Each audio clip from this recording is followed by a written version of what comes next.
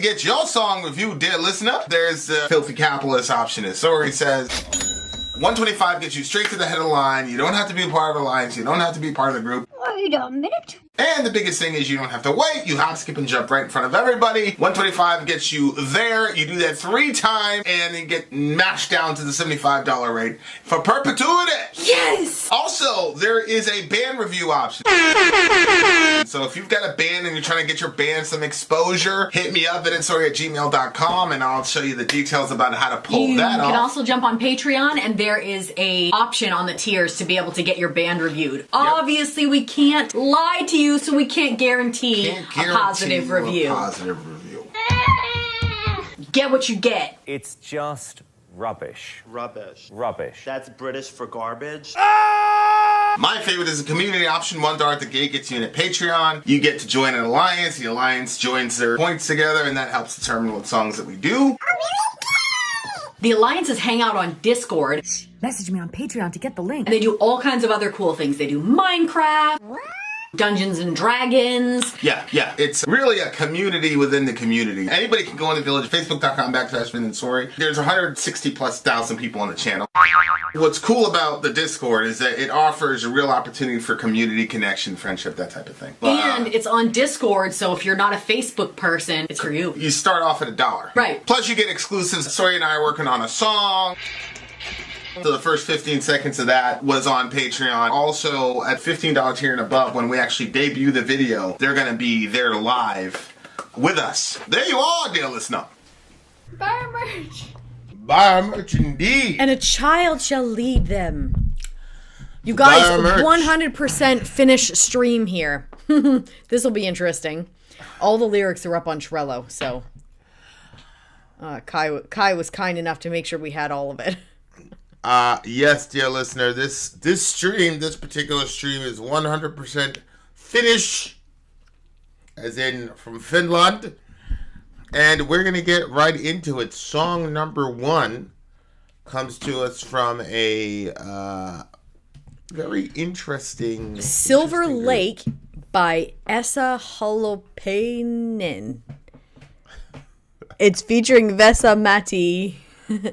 Or something. Okay. You know what I should have done? I should have had Kai do bites for us that said the names of the song. I would have just said boop, hit play. And all of these are official videos, so if you see us peace out, it's because the YouTube people have destroyed our channel. But we press forward. Okay, here we go. Silver Lake by that band. Song number 1, let's do it.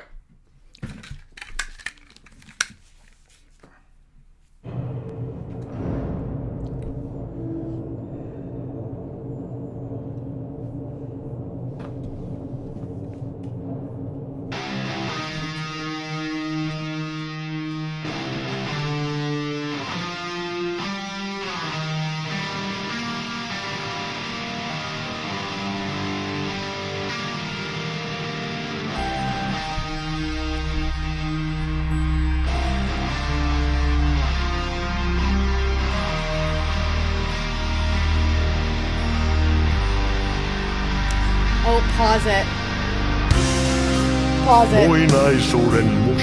Sorry, guys. I forgot we have a little intro to read.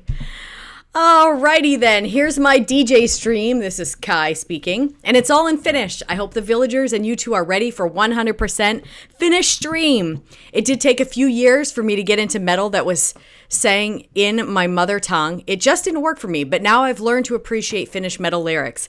It's good that a small language uses its own language. I hope that the translations do honor the original Finnish lyrics. A couple I've translated by myself, Mokoma and Vermilla songs he translated himself, with help from a fellow Finn villager. Misery Biz, shout out to him. These are official videos, so I don't know how it will go with copyright stuff. No need to show to the public, but it would be nice if you'd watch them. But you're free to pick your own videos with the songs. So whatever you want to do there. Silver Lake is the first one. So obviously the stream needed some connection to Amorphous. Esa Holopainen is the founding member and the lead guitarist of the Amorphous. 2020, he released a solo album. 77 years old, Vesa-Matti Lauri is a legendary actor, comedian, musician, and interpreter. In this song, he recites a poem called Alliteration by Eino Leino, a Finnish poet and journalist that passed away in 1926, and journalist who is considered one of the pioneers of Finnish poetry and a national poet of Finland. His poems combine modern and Finnish folk elements. Much of his work is in the style of the Kalevala. I don't know. I always made that up when I was reading it. And folk songs in general. Nature, love, and despair are frequent themes in Leino's work. He is believed and widely read in Finland today. So here we go. He's believed? Beloved. Did I say believed? Yeah. He's beloved. Sorry, guys. He's beloved. Sure, people believe that he wrote stuff, but he's also beloved. Okay, here we go, guys. First song, let's do it.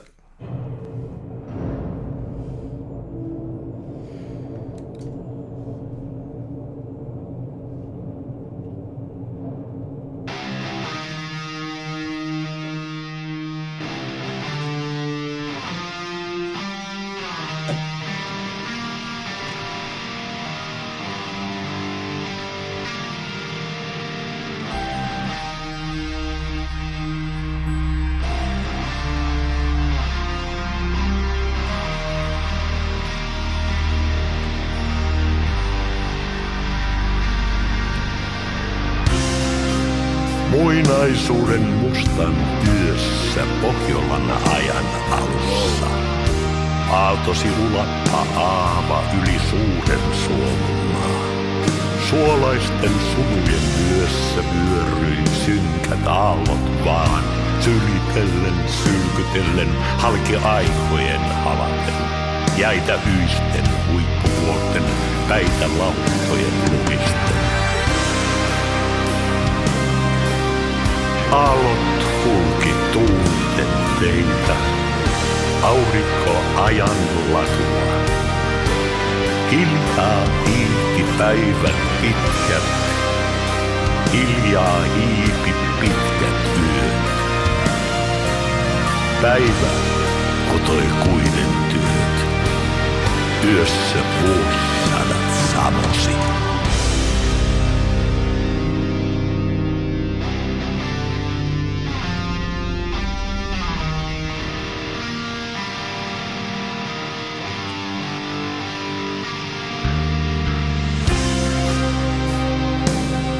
Vaan kun kerran päivän kaari taasen taivolle kohosi, maa oli merestä noussut, veestä manner maatunna.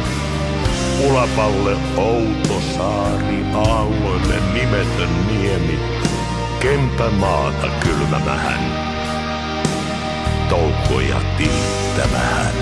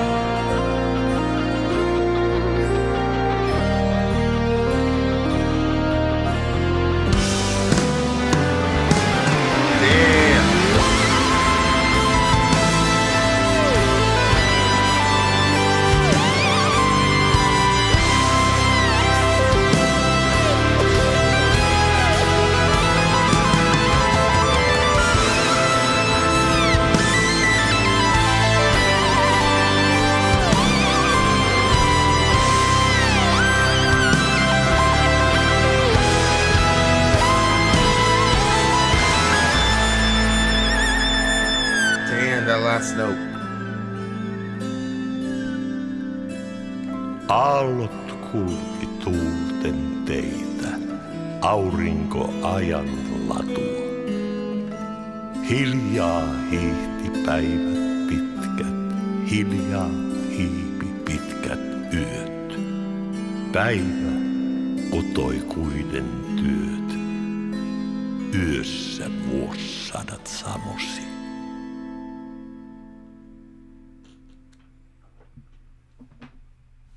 Wow. Jeez, man. So there was no singing, just spoken word the entire time. Yeah, it's almost like an introduction to Finland. It's like a spoken word. Yeah.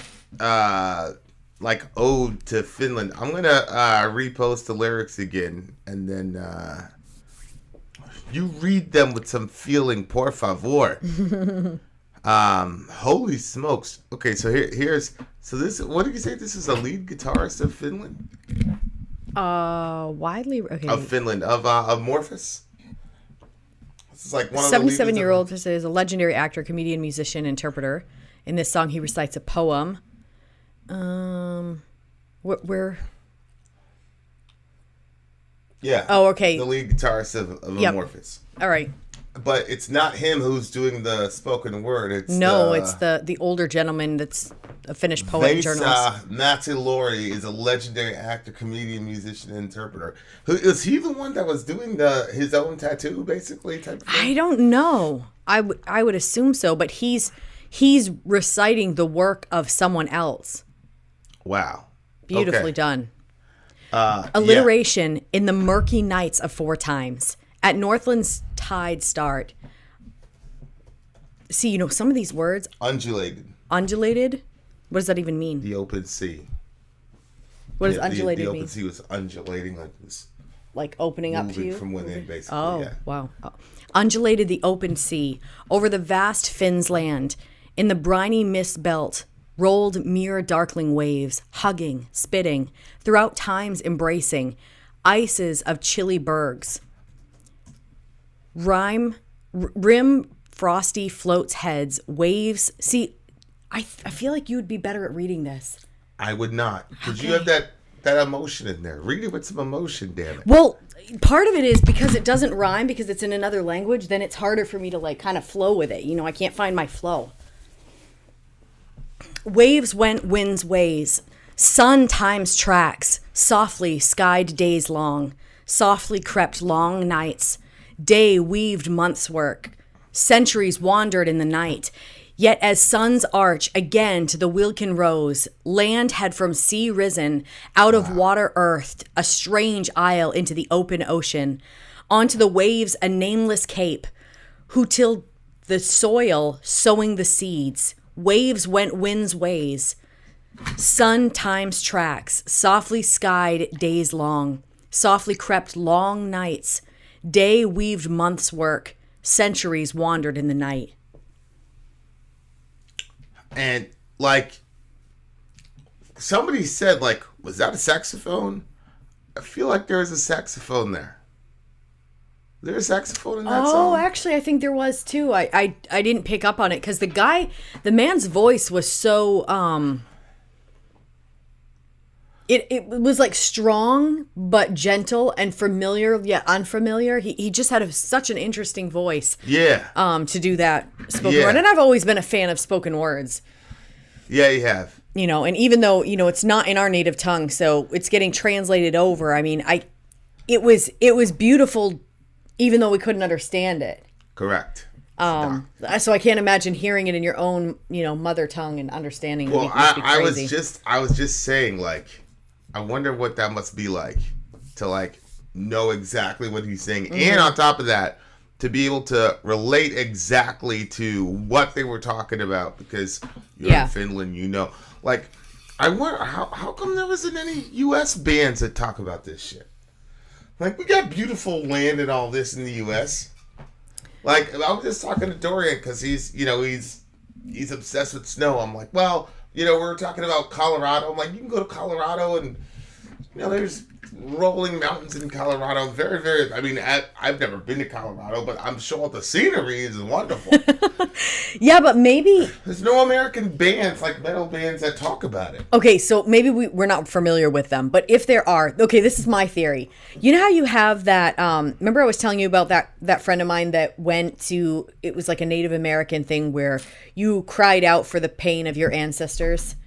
Yeah. And so you like kind of like felt their residual pain and you cried out for it now. Yeah. And so we weren't here forever. You know what I mean? Like in Finland, they were there for a very long time. Their people resided there for a very long time. So maybe they have a certain like honor and their roots dug into the land and they have a different feel like for the land than we do because, you know, it doesn't go that deep for us. Yeah, I don't know. You know, we don't have our ancestors. I don't know if there's like ancestral trauma that necessitates like. No, I'm using that as an example. You have ancestral trauma. Maybe you also have ancestral understanding of love for the land. Yeah, I don't know, man, because there's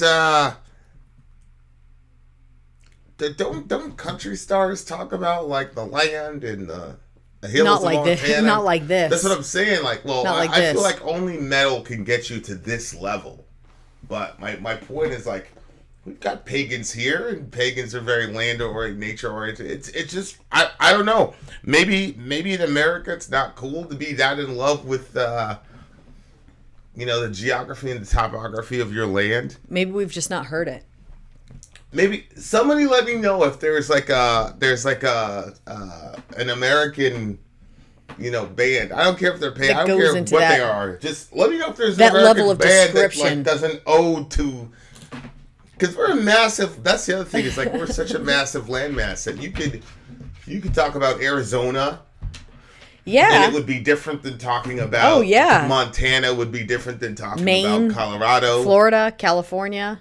You know what I'm saying? Like the little sides. Yeah, you know, as controllers, Alaska is still part of nature focused of us too.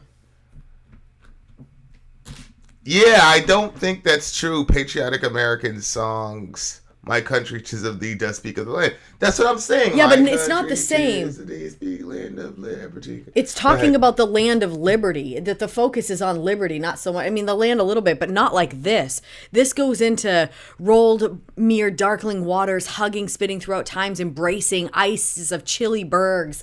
Like the detail that it goes into of all the scene that surrounds you. I have never heard a song that does that with the American. Oh, okay, so. Agalok, Wolves in the Throne Room, Panopticon. There's tons of it. Josh is like, tons of it. idiots. Okay. Well, Josh, let me know. Direct me to it because I keep seeing these, and it's not just this band, but there's lots of these European bands, and they're just on it, man. I don't know if it's because Europe has like literally thousands of years of history, whereas America only has a couple. I don't know, but. I love this first song that kind of, Kai, was it like to kind of set the tone? Because I'm like, I heard a sax in there.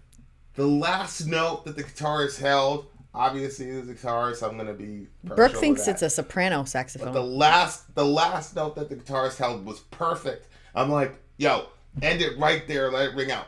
Perfect. That's one of those things like when you're playing your instrument, like, and you find that perfect chord sequence, or you find, like, I was working on something. I mean, you guys heard the first part of it, but I was working on something yesterday while I was watching one of the worst movies on the planet of all time. Terrible movie. It's called The Last Duel. Go, watch it if whatever, but really terrible movie in the sense that I didn't like what I was seeing, not in the sense that it wasn't a bad movie. Yeah. Very well acted, whatever, but shout out to Fally who pointed it out to us. Like, so I'm working on like a progression or whatever, and like you hear it in your head kind of vaguely, and you almost get frustrated with your instrument because you're like, damn it, where is it? Where is that thing that I'm hearing in my head? But he found that perfectly when he had had those notes. Yeah, he did. He did. Yeah, it was absolutely perfect. Got the note, rang it out. And I also love the video, and I'm glad that they didn't shut down our channel. I know. Kai, what is the Welkin Rose? Because he says, yet as sun's arch, again to the Welkin Rose, land had from sea risen.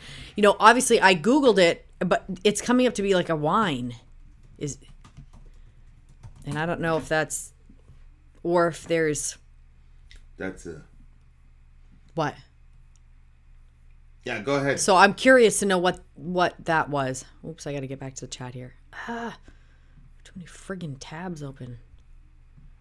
Yeah, that's a good question. Is it like a specific kind of rose that's specific to Finland? Yeah, or like, I don't know, maybe it is that wine. Maybe the wine is. Is Kai here? Yeah, Kai's here. Okay. Yeah, so I'll just pull back up the lyrics while we're waiting. Can you just keep an eye out for his response? Yeah. So I like the part where, like, when it was saying softly crept long nights, and there was another part where we were talking about the water. Anything that talks about the water. Okay, this I thought was interesting. So, like I read it before, hugging, spitting, sometimes embracing, ices of chilly bergs. The analogy of the embracing, that was interesting way. And I don't know, it's difficult because it's not our native tongue, so you don't know, is that what they were trying to communicate, or is that just what got communicated because it got translated? And then actually when I'm looking at this, I'm like, man, we must miss so much, because we, you know, obviously the most influential book to us is the Bible, and it was not written in English. So I wonder how much we've lost in translation. It is true. It is true. Yeah, especially because there's different times where you'll like show me different things, and I'm like, well, why would they have made that choice? Yeah. And you're like, well, the translators have a certain opinion. Yeah. So, I mean, obviously we have stuff that we can go back and look at individual words and it will translate the individual word, but it's nothing, I'm sure, like reading it in your actual language. Yes. I like, though, how almost disjointed it is in English, because one of my favorite English teachers one time, she was like, you know, when she was actually introducing us to like real poetry, not like the Cat in the Hat, because we were like, this does not rhyme, and they're like, that's not what poetry is about, actually. And so like the best poems and the most world-renowned English poems do not rhyme. So like right here where he talks about that, sun times tracks softly. By the way, Kai did all the translations, right? No, only for 2 of the songs he did. Okay. Vermilla and the Mokoma. So not this one. Right there, sun times tracks, which is really brilliant, because like literally I was just listening to surprise, surprise, another scientist in a long form conversation about, I forgot what the name of it is, something about something physics, but basically he says that time doesn't exist, is what he was saying. So when what you're calling a memory is you looking backward in time at yourself, but you're actually still doing all that stuff that you were doing in the quote-unquote past. It's just that you're farther along in the loop of time than you were. Well, you're conscious that you were farther along in a loop of time than you were recently. So you're still doing all that stuff. So like I'm still watching Ninja Turtles and stuff as a little kid, like right now, and I'm just a little farther ahead in the loop, so that I know that I already did that. So when I look back at a memory as something that's like over and done with, he's like, no, it's not over and done with. We have no scientific proof that that's over and done with. It just means that you're more aware of this time period than the other one. Very, very interesting stuff. Really, really interesting stuff. Pretty much but I don't everything like that I've that. assumed is insane and crazy. But that means that, so like whatever horrible events you've had in your life or whatever your best moments were, you're still experiencing them. Like how the frig is anybody supposed to heal if you're like, but the past version of me is still dealing with this. You know what I mean? Yeah, because your past version of yourself doesn't know that there's anything other than the present, because all we experience is quote eternal now. So I don't know. Unbelievable. Unbelievable stuff. So for me, this one, it's more about, you know, the feel of the song, and the guy's voice was just very good. So this one's going to be a higher rating for me because by the time that the song finished, it almost hadn't even processed that the entire thing was a spoken word. And that's when you know you have really good spoken word, is when it becomes a piece of art and it translates as music, even though it's talking. So this one's a 9.6 for me. I really enjoyed the video. I know that he couldn't be the only one behind this production because there was drums and stuff in it. Well, maybe he was. Maybe it's one of those things where there's an amalgamation between human and machine. But I love just him alone with his guitar. I might do something like that one of these days if I could get to, justify, probably 3 minutes of goodness like that. But I love that. I love the aesthetics. It's crazy because the lyrics were extremely colorful in the sense of it was talking about nature and all that. But then they made the video black and white, which I thought was really, really interesting. So you almost, your mind really had to kind of work double time because you were seeing something in black and white, but the lyrics were so graphic. Yeah. So I love that as well. Usually I don't get to judge the official video because we don't watch official videos because whatever. But yeah. So I'm going to give this a 9.8 for me. Just beat me. Really, really strong. So I'm looking forward to the next ones. We got another Finnish band on the way, dear listener. Kai, what a very, very, very strong output at the very freaking beginning. Holy smokes, dude. Holy smokes. And that was kind of risky, too, because it's like not English and you know what I'm saying? Like every single DJ stream that we've done for the last couple of days has been pretty crazy. We've never done this before. Theme. Yeah, there was a loose theme kind of yesterday. There was definitely one with the Proto-Men the day before, and now we've got Finland. So there you are, dear listener. If you're squaring out in regular YouTube world, nothing can be done for you. Nothing can be done. But if you're part of the faithful and you're in the chat stream, we will see you again in about 2 seconds. Then out. Sorry out. Gone. Holy smololi. Well done, Kyle. Kai. Yeah, Luminous Night. It sounded like it had a saxophone. We're going to go. Okay, here we go. Right. Hold on. I've got to. Maybe we could put that in there. Because Controller found some quotes from the homie. Musically, it's strongly influenced from the landscape views from Finland. That is something that I try to express throughout my music. Sort of melancholy and beauty that is in the music. Besides that, I try to express all the different kinds of music that influence me. Silver Lake is like a musical map inside of me, and it shows that I enjoy to listen to myself. So there you are. Maybe we can cut and paste this in the editing. We could put that quote out there because that's a pretty damn good quote that explains the homie. We will be right back, dear listener. Commercial time. You know how it goes. I'm Vin. I'm sorry. If you would like to get your song reviewed, dear listener, there's the filthy capitalist option. As Sori says, 125 gets you straight to the head of the line. You don't have to be part of Alliance. You don't have to be part of the group. Wait a minute. And the biggest thing is you don't have to wait. You hop, skip, and jump right in front of everybody. 125 gets you there. You do that 3 times, and then get mashed down to the $75 rate for perpetuity. Yes! Also, there is a band review option. So if you've got a band and you're trying to get your band some exposure, hit me up at vinsori@gmail.com, and I'll show you the details about how to pull that off. You can also jump on Patreon, and there is a option on the tiers to be able to get your band reviewed. Obviously, we can't lie to you, so we can't guarantee a positive review. Get what you get. It's just rubbish. Rubbish. That's British for garbage. My favorite is the community option. $1 at the gate gets you in at Patreon. You get to join an alliance. The alliance joins their points together, and that helps determine what songs that we do. The alliances hang out on Discord. Message me on Patreon to get the link. And they do all kinds of other cool things. They do Minecraft, Dungeons and Dragons. Yeah. It's really a community within the community. Anybody can go in the village. There's 160 plus thousand people.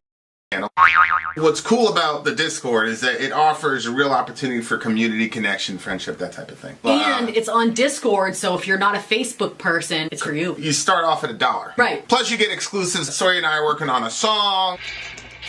So the first 15 seconds of that was on Patreon. Also, at $15 here and above, when we actually debut the video, they're going to be there live with us. There you are, dear listener.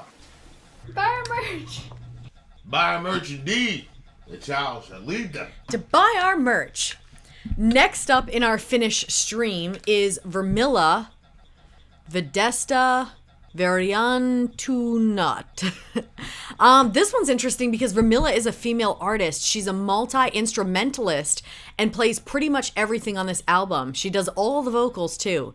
She describes her music as Scandinavian pagan metal. Metal Archives labeled her as atmospheric pagan black metal.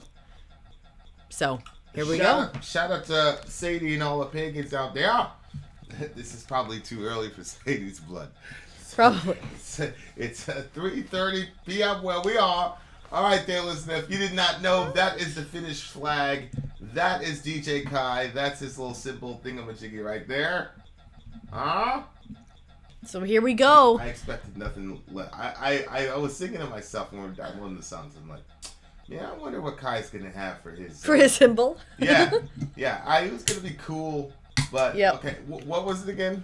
Vermilla Vedesta Variantunut. All right, guys, another official video. Look, if we go black or you get bumped or whatever, never you fear. Stay tuned. We're still gonna be there. Don't worry about it. It's just copyright issues, but we're still gonna be here. We're taking a couple risks for the big homie Kai because the big homie Kai's been with us from pretty much day one. And he's our friend. Well, he's our brother. Having said that, dear listener, here we go. Vermilla. Guys, please excuse us and forgive us for the horrible transliteration of the way we're names reading and phrases. Please forgive us, Finland.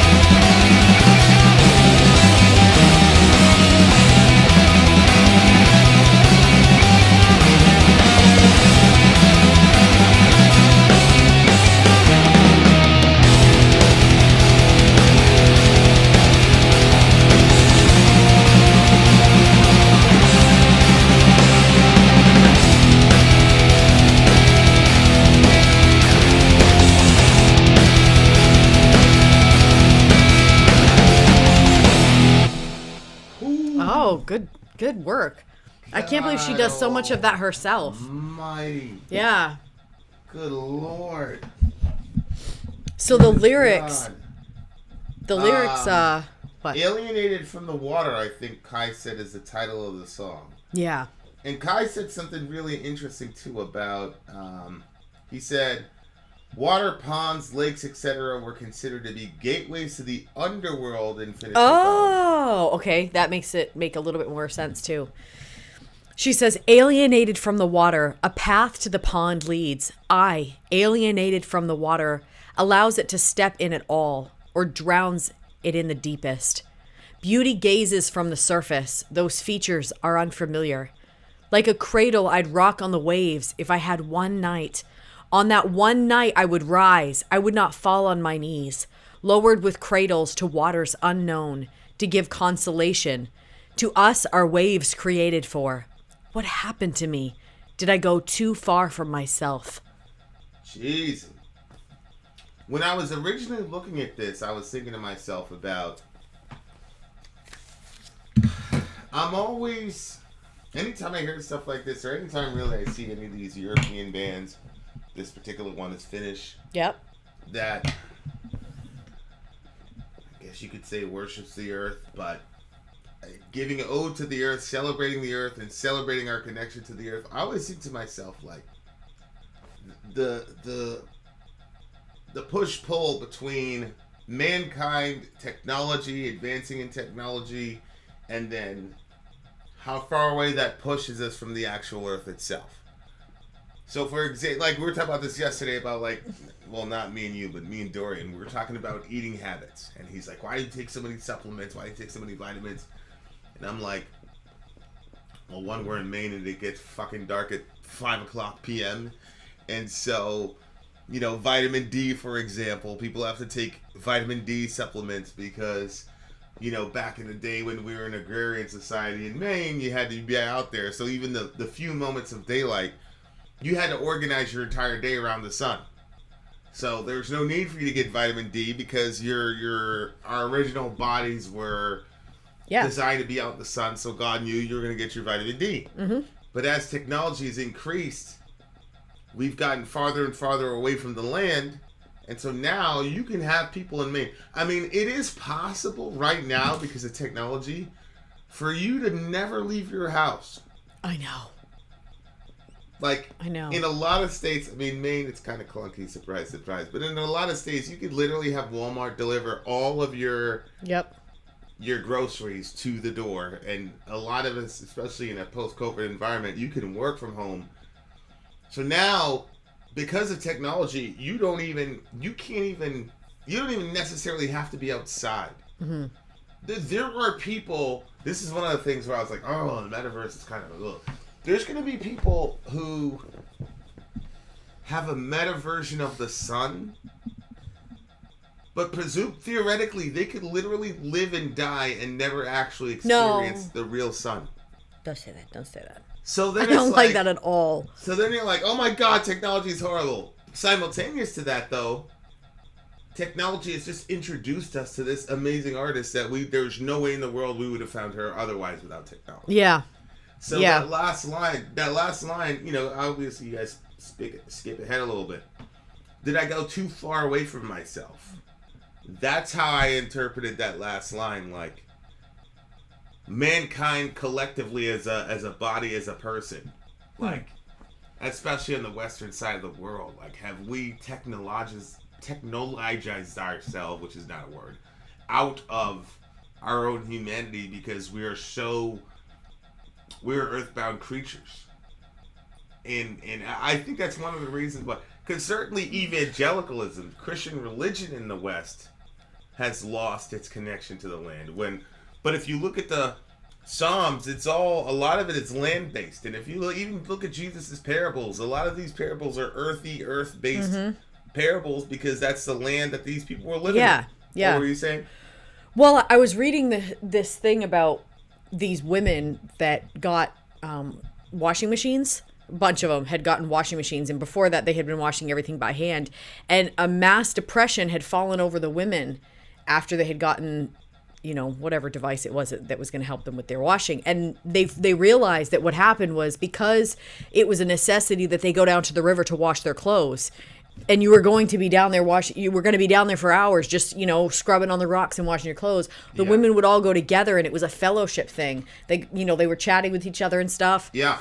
And then, with the invention of the washing machine, there was no need for that. And so they weren't going down there to do that anymore and washing together as a group. And so it was messing with their, their positive vibes, because they were missing that fellowship. So I think, and then, when you go to the dentist, they have like on the ceiling, sometimes they'll have like a panel that makes it look like you're looking at the sun or the clouds. And I was looking at that the other day, and I was thinking, wow, if that's all you knew and you never saw the sun, like even that panel brought more happy and good feelings to me than looking at just a wall. So you could see that because there was some resemblance, it kind of like brought some good feelings, but obviously there's nothing like being in the actual sun. Although I'm not sure that that's what this song is about. If Kai is saying that water is the gateway to the underworld, then she's saying she was alienated from the water. So she couldn't cross over. She couldn't go where she needed to go. I don't know if she's talking about metaphorically, that would be a metaphor for maybe straying away from your religion, staying away from your away from your customs. Maybe when she was a kid, she would see that water, and maybe she would believe this is literally a gateway to someplace else. You see what I'm saying? Yeah. And that wonder that you have as a child when you're introduced to, and all of us have unbelievable stuff in our religions, including secularists. Some of the most unbelievable is there. Nothing exploded. All of a sudden, everything is there. All this stuff got ordered with no organizing principle. Unconscious. Matter precedes consciousness. I'm sorry, bro. I can't be with you on that. Again, the more I think about it, the more I'm like, that's no. If you were a space alien and you never heard those theories and hypotheses, you'd be like, what? Yeah. You see what I'm saying? Everybody believes crazy shit. You can't escape it. Yeah. But when you're a kid and your authorities tell you that stuff, you're too intelligent to question it. You get older, now supposedly we question everything, which we really don't. We just question the stuff that doesn't, quote, make sense to us. Mm-hmm. The stuff that makes sense to us, we go, oh, well, that must be it because it makes sense to me. But maybe she's talking about, like, losing that wonder that she had as a child. I think that's one of the reasons why I'm just binging on all these scientists, because to me, like, these scientists, now that I'm like really listening to them, or I'm reading, I started another book today in the sauna. I was just thinking about Kai because I'm in the sauna. That's one of the things we got to do together, Kai, when we hook up in Europe, is the sauna thing. But I bet they have better saunas there. I'm keeping my shorts. I'll wear biker shorts or whatever, but I'm keeping my shorts on. He's like, you have to do it naked. I'm like, not with you, bro.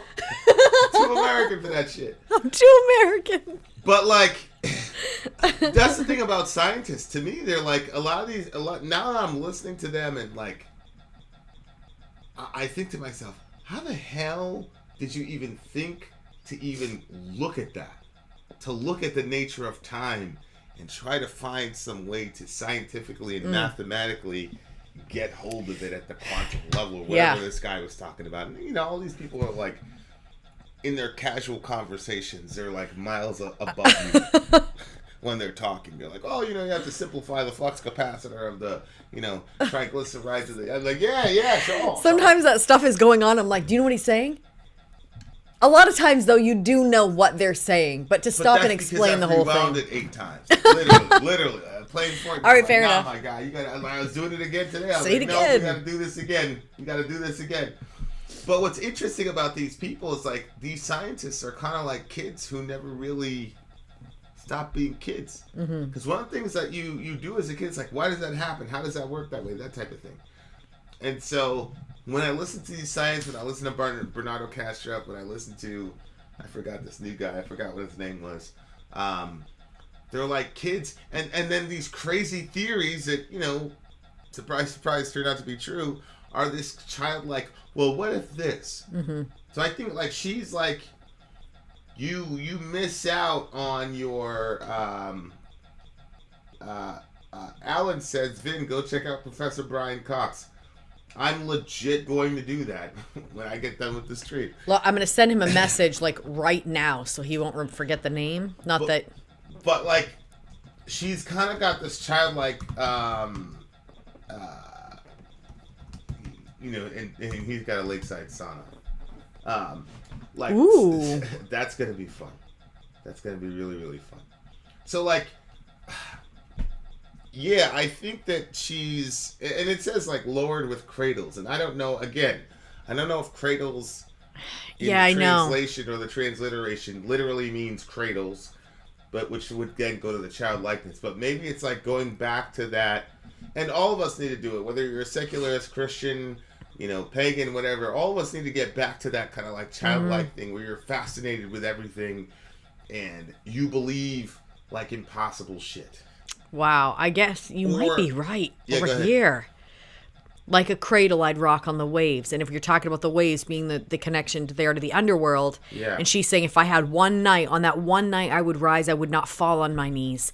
So maybe you're right. Maybe she's saying if I could see this once again with the childlikeness that I saw, I would stand in it. Yeah. Yeah. Mm-hmm. Yeah, that's the thing. Like, and that's one of the coolest things about babies, like first time they see rain. Mm-hmm. I always loved that with all the kids. I remember Dorian, the first time he saw rain, I was out there and he was like looking up and he was like completely like staring at it for quite some time. And I'm like, what the hell? Like, it's just, and I'm like, he's never seen this before. What a ridiculous thing rain is. Holy shit. There's just water. Especially just if you're just looking straight up at it.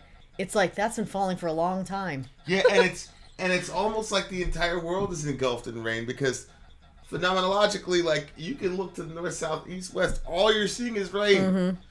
Except like when you're in Florida, it's pretty crazy because like you'll be like completely engulfed in rain and then you drive a little more. It's done. When you look back, you can see all the clouds and all the rest of it, and you can see it. Mm-hmm. And where you are is complete sunshine. Mm-hmm. It's like the freakiest thing. But, yeah, man, I really, and this girl can sing, bro. Yeah. I'm a sucker for female vocals in metal. Like we were just jamming. We were jamming a couple days ago at like 2 or 3 in the morning, and I'm usually pretty conscientious about our neighbors, but I had you like right by me, and I don't think it was super loud. Yeah, well. Oh, was it? Well, I mean, like I said, it was 2 or 3 in the morning, so. Yeah. But we were kind of jamming a little bit, and I was like, damn, I really love this moment right now. Just like hearing your voice and all that, and your voice was perfect. Like, it was great. And it was a really cool. Yeah. It was a really cool experience. Okay, guys, what do you give this song?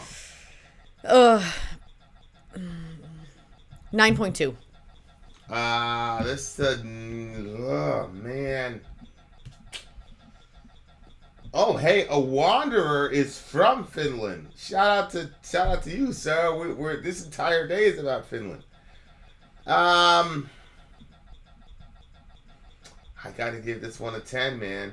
Whoa! I gotta give this one a 10. A 10. I gotta give this one a 10 because it was. Shorty was singing, and the vocal style, there was some range because she did some death vocals. I'm assuming that was her. Oh, I didn't know that was her. Yeah. I went to her website. That's the other thing, guys, is that I went to her website when we were downloading. She's only got like 2,000 subscribers. So, really? Yeah. What's the name of this song again? Well, Vidista Variantanat. The band name is Vermilla. Did we make Kai a moderator? No, we can't. Go to YouTube and make him a moderator. Kai, do me a favor and post her YouTube channel in the chat. You'll be able to actually put the hyperlink in there because Sarai just made you a moderator. So we just made you a moderator. So go in there and put her in the chat.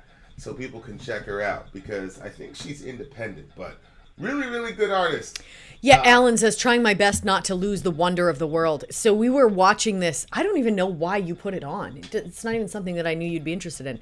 This guy, like, creates this. Honest to goodness, it looked like a giant fan from your bedroom that you would use in the summertime with a motor on it that sounded like a chainsaw. Really didn't sound like a whole lot at all. And this guy, like, went up. He went up really, really high, so high. I cannot tell you how. Do you remember what the number was? 17,500 feet. That was okay. He went up that high. He said, like, it got really cold. The breathing was a little whatever. But there was one point when he hit the clouds. That to me was like, yeah. Honestly, for some reason, it makes me feel emotional just thinking about it right now. Because you could, he was a regular guy. He hits the clouds and he sounded like a kid. He did. He was so happy. The clouds. Yeah. I'm not going to, he's like, I can't go through them because I guess it's probably dangerous. Yeah. So he was kind of like hanging out on the outside. And then there was one point. Yeah, that's what right. But he still was going around. He couldn't help it. And he's like hooked up. He's got like this parachute thing above him. And then this small fan thing. It looks small to me, and he just goes all the way up there like that. But just seeing his wonder and his excitement at it, and then he said, like, look at this, you guys. And he had one of those GoPros, yeah. One of those sticks that a selfie stick, so it was out far, and he twisted it, and the second that he twisted it, the clouds and the sun and everything was so beautiful behind him, and I was like, this guy's literally sitting right there. And then I was thinking about how you had pulled up that this thing that they're, guys, I don't have the language like Vinny does. They're shooting this thing out into space. It's basically going to unfold itself while it's there. Maybe part of it's already there. It's like gold and it's going to reflect stuff back. So it's like going to act like a mirror so we can see a bunch more of what's out there. And just like that, people have been working on this, like while I'm in the kitchen, like baking chicken for the 100 millionth time, they're like the James Webb Space Telescope. Yeah, they're putting out this telescope. Like, they've been working on it this whole time. And it's just unbelievable just seeing, like, the excitement that people have as they're discovering what's out there. And then when you're looking at the stuff that's out there, like, space-wise, you're like, that kind of looks like a cell. It's weird. Yeah. You see what I'm saying? Yeah. Like, the stuff that's, like, really giant out there looks like some of the friggin' stuff you look at under a microscope at the body, and you're like, it looks like it's there, too. Yeah. Wait, maybe there's the same designer. Perhaps. Programmer, designer. Yep. Same diff. Love this song. Love this band. Love female vocals. We need to get... Dudes, get your daughters into music, into singing. Yep. It's great. Oh, if they can sing. If they can't sing, tell them to play guitar. Yeah, get them into something else. Okay. The flute. The gods have said you shall play guitar. The flute. It'll force them not to sing. Yeah, this is great. This is great. Having said that, dear listener, Vin out. Sorry out. Gone. I'm pretty sure we had already ended, but, well, there's a second ending. Oh. Okay. Next up, you guys. Yeah. Next up is a commercial, you dumb butts. Yep. I'm Vin. I'm sorry. If you would like to get your song reviewed, dear listener, there's the filthy capitalist option. As Sori says, 125 gets you straight to the head of the line. You don't have to be a part of the alliance. You don't have to be part of the group. Wait a minute. And the biggest thing is you don't have to wait. You hop, skip, and jump right in front of everybody. 125 gets you there. You do that 3 times, and you get mashed down to the $75 rate for perpetuity. Yes! Also, there is a band review option. So if you've got a band and you're trying to get your band some exposure, hit me up at vinsori@gmail.com, and I'll show you the details about how to pull that off. You can also jump on Patreon, and there is a option on the tiers to be able to get your band reviewed. Yep. Obviously, we can't lie to you, so we can't guarantee a positive review. Get what you get. It's just rubbish. Rubbish. Rubbish. That's British for garbage. My favorite is the community option. $1 at the gate gets you in at Patreon. You get to join an alliance. The alliance joins their points together, and that helps determine what songs that we do. The alliances hang out on Discord. Message me on Patreon to get the link. And they do all kinds of other cool things. They do Minecraft. Dungeons and Dragons. Yeah. It's really a community within the community. Anybody can go in the village, facebook.com/Vin and Sori. There's 160,000+ people on the channel. What's cool about the Discord is that it offers a real opportunity for community connection, friendship, that type of thing. And it's on Discord, so if you're not a Facebook person, it's for you. You start off at $1. Right. Plus you get exclusives. Sori and I are working on a song. So the first 15 seconds of that was on Patreon. Also, at $15 tier and above, when we actually debut the video, they're going to be there live with us. There you are, dear listener. Buy our merch. Buy our merch indeed. Michal Shalida. Okay. Up next. Oh, I'm sorry. I was trying to answer your other question, so, you know. My Face ID got shut down on my phone, so now I'm forced to remember all of my passwords. It's it's an impossible task. Okay, up next, this song is Korpiklaani, Stam1na. Sorry if I pronounced it wrong. Not trying to make fun of your language. Just don't know how to speak it. Okay, this is a folk metal band. They sing about drinking and old folk stories. Here's what the band has to say about this song from the description of the video. Stam1na is meant to be a throwback to 80s with folky twist. I wanted to write a classic sounding mid-tempo hair metal song with a killer chorus that included all the elements I like to hear in a good song.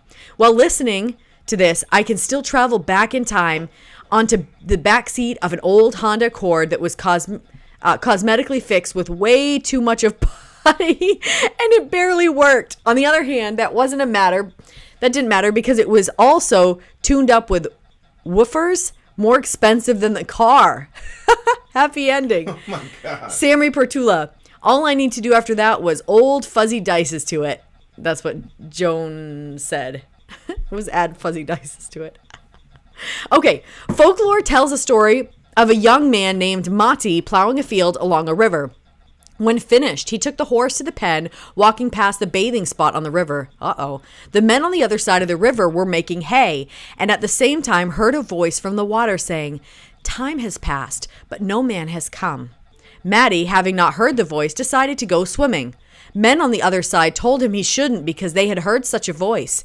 They said a man from the village had drowned in that place a long time ago. Ooh, I just got goosebumps. Matti replied that he was not going to swim after all, but was at least going to wash his hands and face.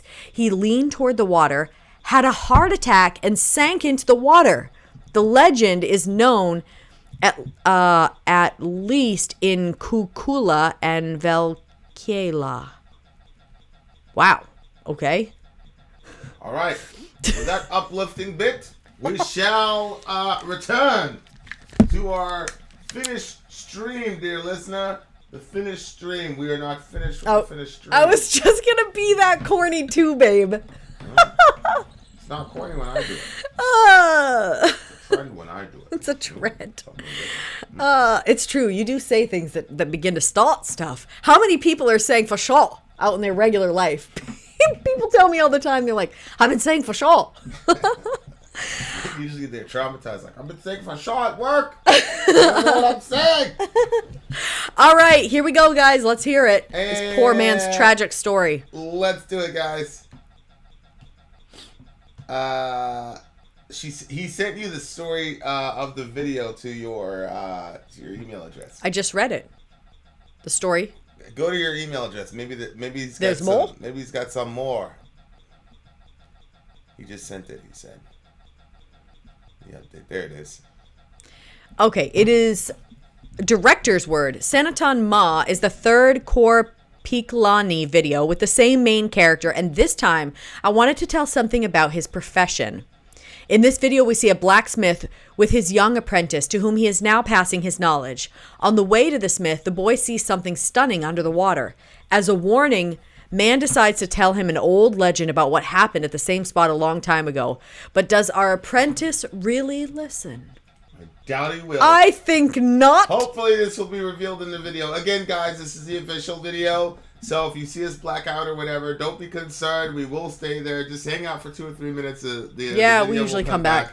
And we'll deal with the copyright strike on the other side of the video, inshallah. Okay, guys, here we go. What's the name of the band? Okay.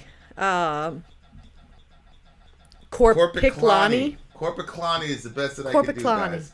Here we Korpiklaani. go.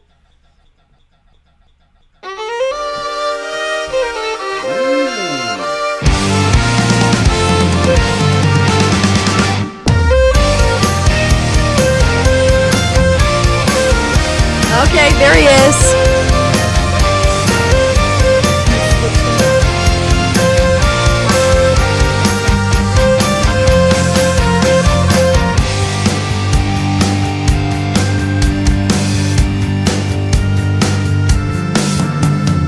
Lammenrantaa pesät katkerat saa, kuin reunusta rajojen lailla.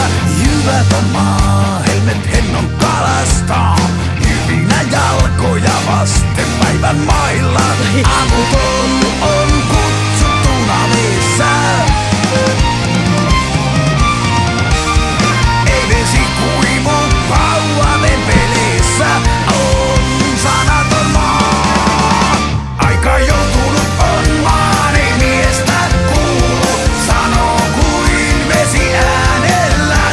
Aika joutunut on maan, ei miestä kuulu, on sanaton maa. Painuvat pajut rammoilla avain yli vuoden käyneitä kumartamaan. Tänäänkö tuulet kannoille jäävät tyvenen lailla tahtonsa unohtamaan?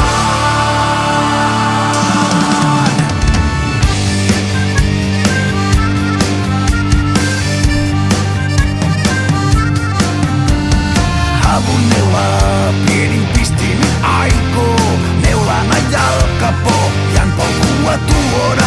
Hetken haroo, itset harvat kevyinä saa lentellä veteen, oi veteisen juoda. Avuton on kutsuttuna veessä, ei vesi kuivu pauhaven pelissä, on sanaton maa. Aika joutunut on maan, ei miestä kuulu, sanoo kuin vesi äänellään. Aika joutunut on maan, ei miestä kuulu, on sanaton maa. Painuvat pajut rannoilla avain yli vuoden käyneitä kumartamaan. Tänäänkö tuulet kannoille jäävät tyvenen lailla tahtonsa unohtamaan? Kun vuoden päivinä valuvat pojan pielusta pitkin, vesi valvoo vaikka hiivikkeen.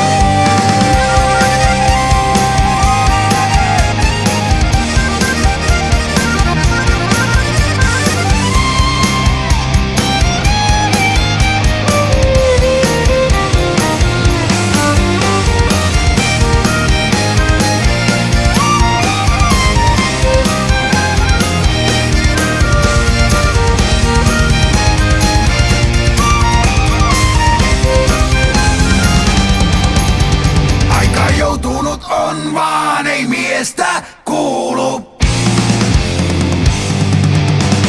Aika joutunut on vaan, ei miestä kuulu, sanoo kuin vesi äänellään. Aika joutunut on vaan, ei miestä kuulu, on sanaton maa. Painuvat pajut rannoilla avain yli vuoden käyneitä kumartamaan. Tänäänkö tuulet kannoille jäävät tyvenen lailla tahtonsa unohtamaan?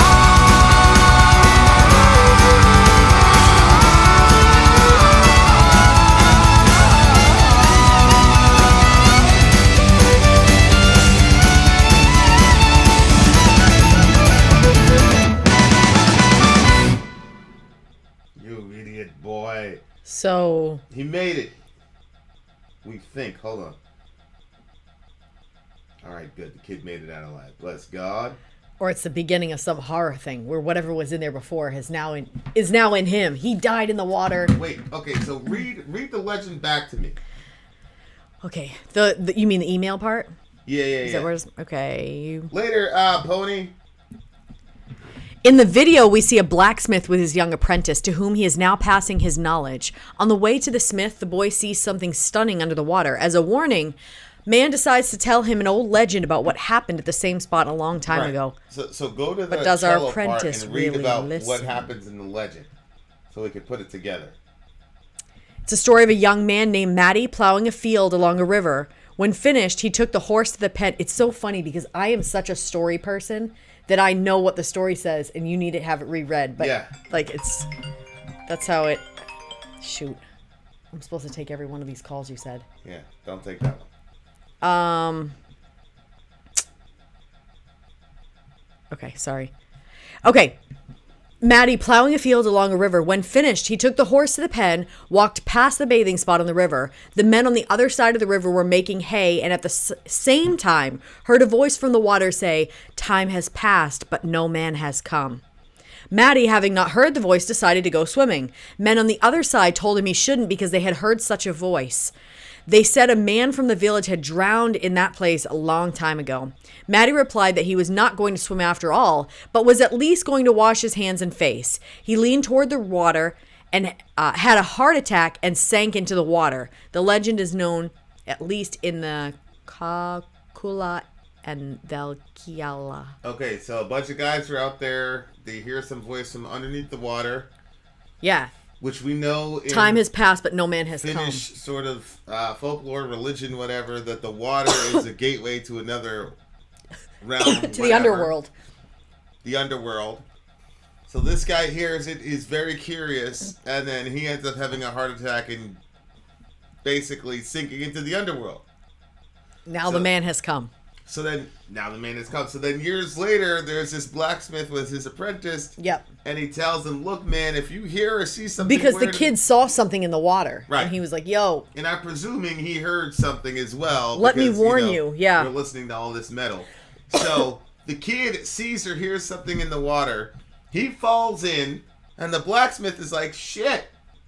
The kid is finished which I thought he was done as well, because all you So could did see was I. his hat. I'm Yeah. like, oh my god, why didn't you listen, kid? Yeah. What's wrong with you? And it appears that we haven't been shut down by the thingy. So the lyrics say the ground is speechless. Bitter reeds are allowed to border the beach of the pond like a borderline. Grains are ground, pearls fishing the delicate. Grains are against the feet at the day. The helpless is called in the river. The water doesn't dry for long on shaft bow. The ground is speechless. Time has passed, but no man has come. This part right here, I'm assuming, is what the chorus was. Yeah, I would assume so too. Yeah. The ground is speechless. The willows are hanging over the open water to bow for them who have lived for a year. Does the wind stay at the stumps today, like the calm when it has forgot its will? With a little stinger, it's going to bring the needle along the path of the soul. Grope for a while. Sparse hair is allowed to fly in the water. The spirit of drowned one is drinkable. Whoa. When years drain as days along the boy's chest, the water stays awake, even if you sneak. Woo! So this is kind of like a siren, right? Like where you get enchanted by something in the water, which leads you to your doom. Yeah. Right? Which is... Yeah. I wonder if... I was watching something about... I think it was an Alaskan tribe. Let's check out this super chat from Alan Reacts. That fiddle sound was so akin to bluegrass. For me, this is a reminder to not lose storytelling as an ancient art of wisdom sharing. Oh, I agree. Yeah, speaking of wisdom sharing, I'm pretty sure it was a Eskimo type tribe, and I think it was a Vice documentary. And there's a lot of danger, obviously, and in that area.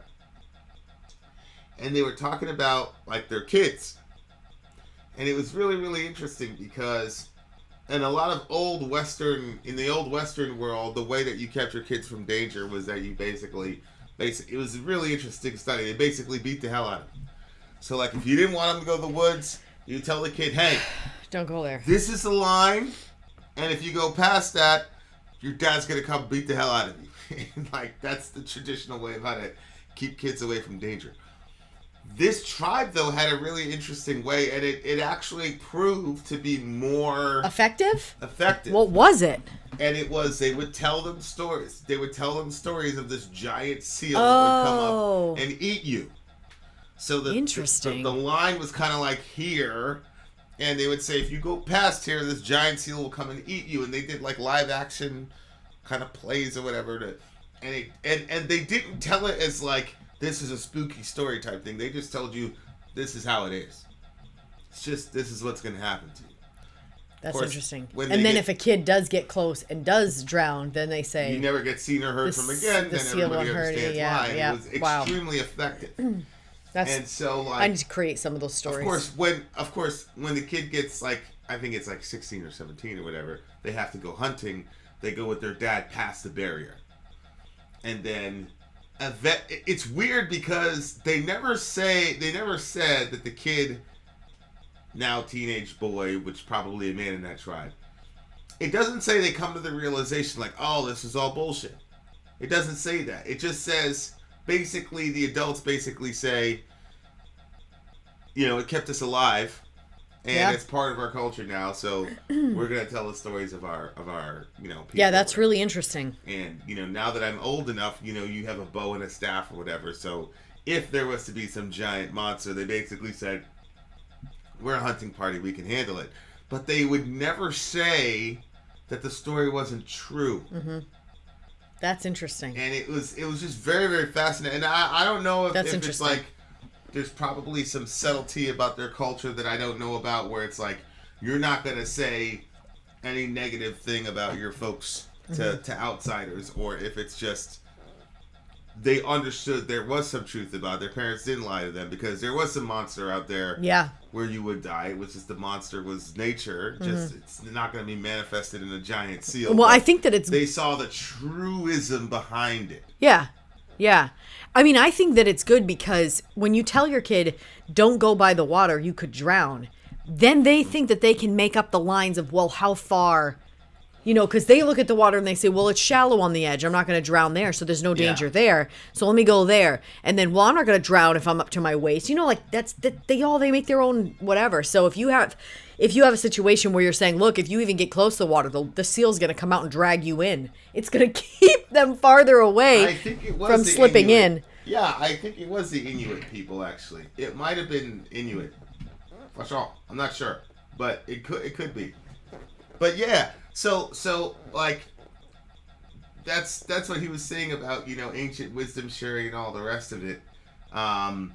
Maybe that story, that legend or whatever came about because... parents are trying to protect their kids. Parents trying to protect their kids, and then, the thing takes a life of its own, and it's such a staple of your culture.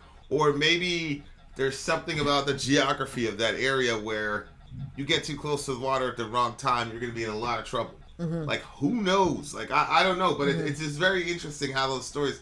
And that's why, like, you got... I'm kind of, like, realigning, like, what is reality, what is real, what is true. I know. And it's... Again, if you say... Okay, this line is where this sea creature or this creature comes... Like... It's a creature from the water, and the greatest thing that they're worried about with their kids is a kid drowning. And so, if they personify their fear, the power of the water, as a giant sea creature that's going to come up and snatch them so that they get separated from their parents. No, that is not happening. But there is something powerful in the water, namely the water itself, that will snatch you from your parents forever. Mm-hmm. And in that sense... the parable, the whatever, the mythology is real. Right. And it's true. Yeah. And that has really interesting implications as far as inspiration goes with the Bible and all the rest of it. And I keep forgetting to tell you this. Every time you say this, I think to myself, well, if you take that standpoint, what do you tell your child when they're afraid of something underneath their bed or in their closet? Because you can't say there's nothing there. Because if we don't really know, if the unseen is not, you don't really know.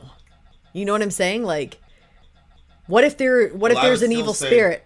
I would still say there's nothing there because I believe as a Christian, they don't have any jurisdiction there. So you would say there's nothing here, or you would say nothing can hurt you here? There's nothing that can happen to them.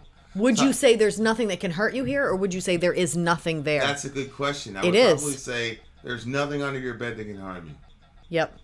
Jordan Peterson was talking about this. Like this kid kept having this recurring dream, and it was basically the kid was a lucid dreamer, and it was this giant monster, and he kept having this recurring dream, and all the other psychologists were telling the kid, "There's no monster; it's a mental projection." Yada yada yada. And Jordan told the kid, "Well, what does it look like?" And the kid described the monster, and then Jordan said, "Okay, next time, get a sword and a shield and go fuck it up." So the kid said, obviously this is completely different from what everybody else was saying. Yeah. So the kid got a sword and a shield, and he went and took care of business. He killed the monster. He never had to dream again. So it's like, that's kind of how I would answer that question. If there's a monster under your bed, I wouldn't, that's probably a good point. I probably wouldn't say, like, there's no monster in your bed. I'd say there's nothing that can harm you. We're Christians. Mm-hmm. So if there's a spirit under there, go on there, and you got your Jesus, you got a Bible verse here and there. Go fuck it up. Mm-hmm. Then go to bed. Mm-hmm. And to your point, who knows? You know what I'm saying? But it's really really interesting those stories that get recounted and retold, and now we're so modern, so we're so past it. We're so intellectual, yada yada yada. Not realizing that we're mocking something very true and truer than the story itself. Yeah. Because water to a child is much more dangerous than some sea creature. Oh, I agree. If you get in the sights of some sea creature, at least you get a running shot at, like, running away from it. But if you get stuck in the water as a little kid, especially in freezing temperatures, you're done. So the water is actually more dangerous. Yep. Than some giant... They said it takes 20 seconds for a kid to drown. 20 seconds? Yeah. Like, so the water's way more dangerous. So that's what I'm saying. It's like the story is actually not as true as the reality. Mm-hmm. The monster is not as bad as the actual real thing. So even if the Bible's speaking allegorically about whatever you want to say it, whatever it is more true than what we perceive it to be, is my point. Zombieholic said, my mom always told me not to go too deep in the water, or the Ogo Pogo would get you. I did listen. What's an Ogo Pogo? There it is. There it is. There it is. And as Phil Black says, the water itself can be dangerous, especially if you get caught in the current. But a little kid doesn't understand that. You don't drink water, you take a bath in water. Yeah. You're like, how could this thing hurt me? Yeah. I actually think it's helpful because, so my parents, we always grew up with a pool. So my parents were always like putting that fear of water into us. Yeah. And I don't actually think it was healthy for me because I was very scared of drowning. And so when we would go to different water events, I was always so like, the same thing with, telling your kid not to talk to strangers and stuff. You want some of that? Oh, we're good. You want? It's not super cold. It's an Indian Loch Ness Monster equivalent. Okay. Because Canadian Loch Ness Monster equivalent. Sorry. So I kind of like that idea where you're saying, like, wherever the danger is for the kid, like, if you have a pond by your house, then you say, that's where that thing resides. So then when they go swimming and you bring them swimming, they don't have to be afraid of all water. It's just... Right. But you need them to understand. As you get older, negotiating the difference between drinking water, bath water, swimming water, how water can give you life and kill you. The same substance can give you life and kill you. We're made up of mostly water. When you're a kid, those nuances that are kind of obvious to you as an adult are not as obvious to you. Mm-hmm. Things are just in blocks. Yep. And you don't start playing with Legos until you're 10, 11, 12. Mm-hmm. Like the real intricate kind of level. Yeah. With it. So I thought those people were so brilliant. I was like, they're so brilliant. And thanks for the super chat. They're not lying. Like, that makes hella sense. Shout out to Alan. Yep. Fascinating. Jordan Peterson was basically guiding his child to become his own hero in a consciousness level, I think. Yeah. Yeah, and it's, one of his big things is you have to prepare the kid for adversity. Like, that's your job as a parent. You have to prepare your kid. Yep. Because the world is very, very dangerous. Yep. And I think he was saying something to the effect of maybe the kid was coming to the realization that the world is dangerous. And that's why there is that monster. Because his parents were never around to protect him. So it was a kid coming to the realization that one of these days I'm going to have to go out there without mom and dad. Or maybe he saw something where a kid got kidnapped or whatever and all that. And so whatever it was in his consciousness, it was like, mom and dad can't protect you. You have to face this yourself or run. And look, and Finland has 187,888 licks. Okay? Oh my gosh. And in they need to know. In sub-zero temperatures, hell, even adults in drunken stupors. Think about that. Like, No, that's crazy. think about that. Like, you get drunk and all the rest of it, and you're, maybe that's, how many adult lives does that say? Forget the kids. I mean, the kids have the sense enough to know, but maybe in a drunken stupor, you're like, holy shit, I can't go over there. You know what I'm saying? Like, human beings are unbelievable. We had one of our kids was like, "So, Mom, what time of the year can we go out onto the bodies of water?" I said, never. You can never ever go out on any body of water ever. And then I was like, wait a minute, am I putting such an extreme thing on this that nobody's going to listen to it now? So I said, the only time that you can do that is where there's something established, like there's a business that is running like an ice shack where you're going to go ice fishing and stuff. Like they're testing that. They're making sure that it's thick. I mean, I don't specialize in that. I just know it's a friggin' river. And if you break through, the river's going to keep taking you and you're stuck underneath that water, unable to come up. And I was telling them this information and I just didn't feel like that they had that same panic look on their face like I wanted to see. Maybe I should have told them about some monster. I got caught in the current before I went down 200 yards before I could swim the 10 feet to shore. Ugh. And then this one. Down? Like deep? Or you went down river? Yeah, you probably went down river and then you had to... I'm indigenous, so I was told many stories similar to this about water. The movie Jaws finished my fear. I only saw a little bit of Jaws. That'll do it. And then Black Satan says, I'm afraid of water, especially that I almost drowned in my Mustang 3 days before my birthday. I know. Remember we saw those pictures? Yeah. Of her Mustang? Yeah. He was crazy. 200 yards downriver. What did you give the song? Ooh. This was one of those songs you I can imagine playing at the bar and everybody's like, hey! Yeah, it was fun, when the chorus came along. Yep. I was kind of singing along on the chorus. And then that dancing thing where they... The other thing I want to know is, are dreads indigenous to that land, or is that something where a culture sharing thing happened because of... Oh, that's a good question. Good question. I'd be very, very interested to hear about that. 9.8 for me. Kai says... So true. At Midsummer Night in the midnight, son finished drinking and unfortunately drowning too. Yeah, there you go. Yeah, there you go. Yeah, remember we had that guy.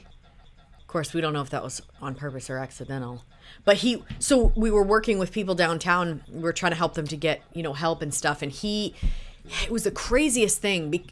I just can't handle stupidity that costs people's lives. So he had been drinking some, but he wasn't drunk enough to be able to be accepted in the program to detox. He needs detox on other things also, I'm sure.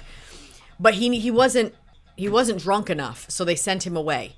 So he said, I'm going to go down and I'm going to get a bottle of wine to get more drunk so then I can check myself into the hospital and then start the process. And he always wanted to be a chef. And we were working with a guy that was a chef. And the guy that was a chef said, hey, I'll take him into my kitchen. I'll work beside him. He can make some money, blah, blah, blah.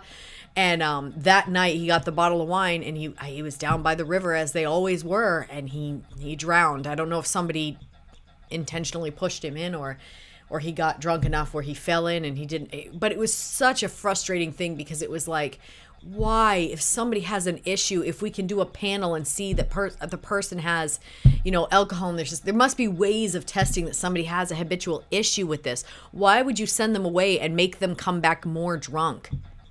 Ridiculous. So yeah, that one. That's the one I think. Shout out to Peter. That's the one I think about the least. because it's like It was so friggin' senseless, man. I couldn't understand it. I couldn't like. That I think about it because that was like one of the first times I saw somebody that said, like, there was so much hope in that conversation. And it was so exciting because we were talking to him. He was sitting on the sidewalk. He came up with his plan, you know, and you know, what's his face is there saying he can work in my kit. And it was just, this was the guy's dream. And the guy was older. He was probably what, in his 50s, you know, so he was older and he was just going to be able to start out on that dream. And then I don't know. I always kind of blame Christians for that though, because it's like, well, we're the ones, you know, that did hills and stuff like that. Like, it's time for us to step up and start some more new things. You know what I mean? Like, you can't just keep riding on the accomplishments of the past. Like, we should have bunches of places for people to go to where they don't have to get drunk before they show up. A lot of those like really gray area type It's like, that's situations. our crew. We can do better than like that. I understood that too because they have limited resources and things of that nature. So it's like if your kid was like completely blown out of his mind with heroin, and then you had a guy that was partially drunk, you'd want that bed for your kid in an extreme situation because resources are limited. So Yeah, but I can see that in certain states. I'm just not sure. Well, Maine, I mean, forget it. Everything's gonna be low in Maine, especially if they're a private institution. But yeah, that one was This is a sewing needle. It's huge. that one was probably the hardest one for me to accept. None of them were easy to accept, but that one was terrible because the guy was so functional. And that's the thing. He just knew that he needed a little bit of more help. Yeah. To really kick the habit, and then we convinced him to go. Yep.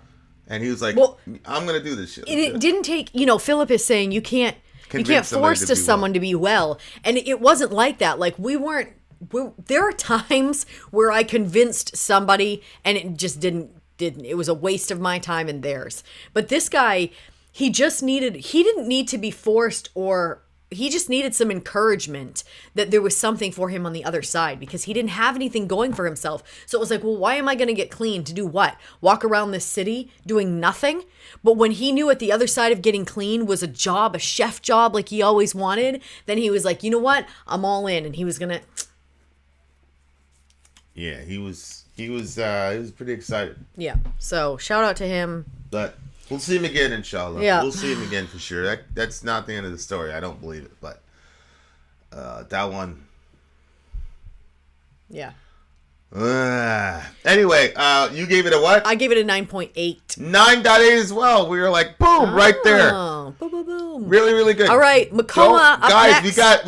we got 2 more songs on the way, so sit tight. We're not completely done yet. More Finnish songs. More Finnish song on the way, thanks to the country of Finland and my brother Kai. Yep. Vin out. Sorry out. Gone.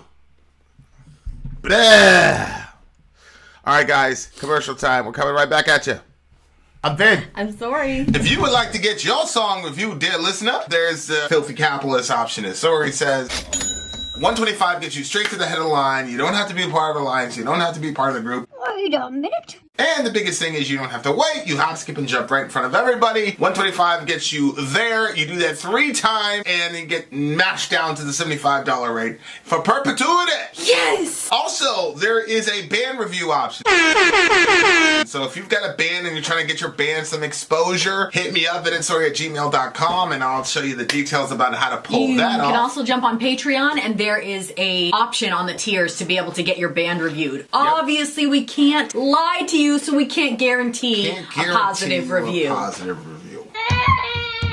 Get what you get. It's just rubbish. Rubbish. Rubbish. That's British for garbage. My favorite is the community option. $1 at the gate gets you in at Patreon. You get to join an alliance. The alliance joins their points together, and that helps determine what songs that we do. The alliances hang out on Discord.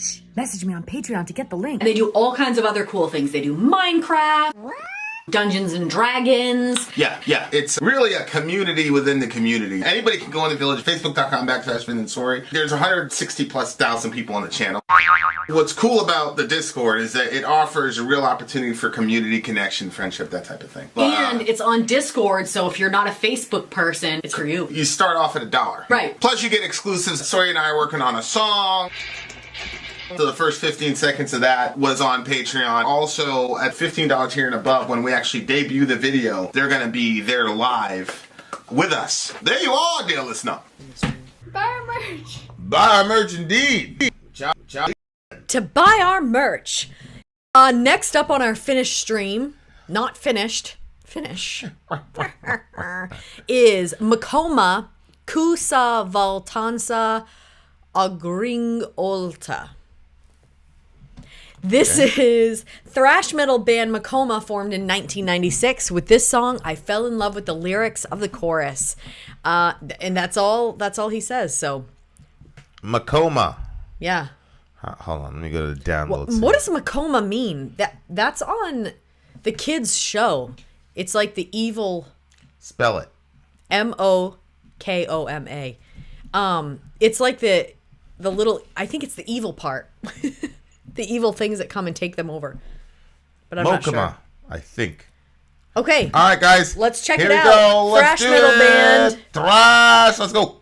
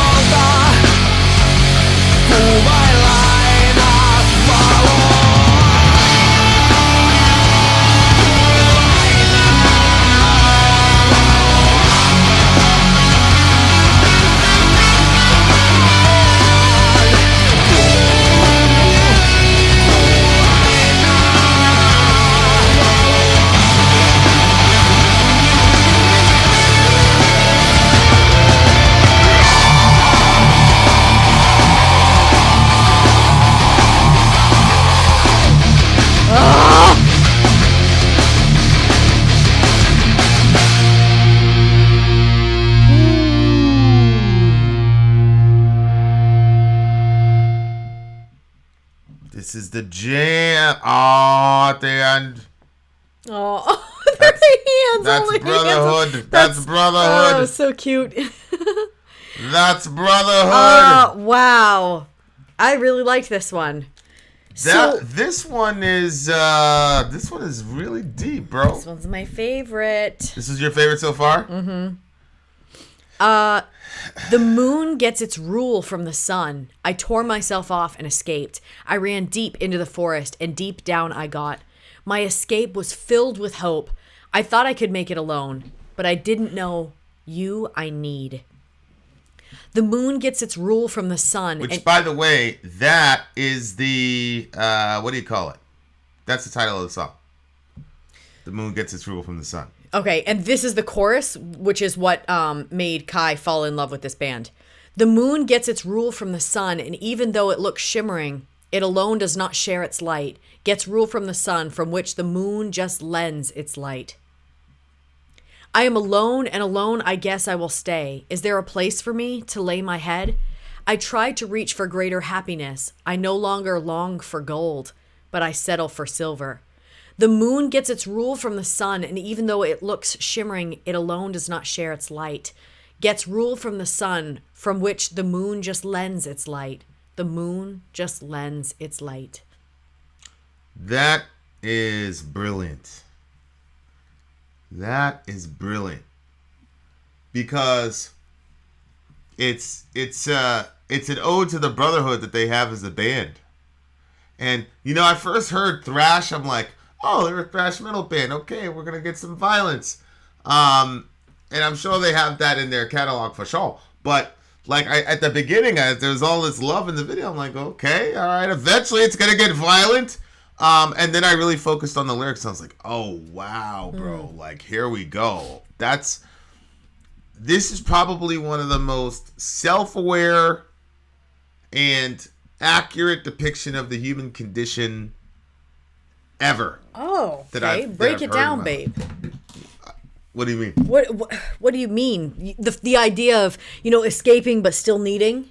Is that what you mean? Well, he says, so the name of the song is The Moon Gets Its Rule from the Sun, which we know that the light that the moon has doesn't originate with itself. It's just, it's really borrowing from the sun and then lending it to us, as it were. But if you it's look basically like the reflective stuff that people have on their clothes when you go outside and your vehicle light hits it.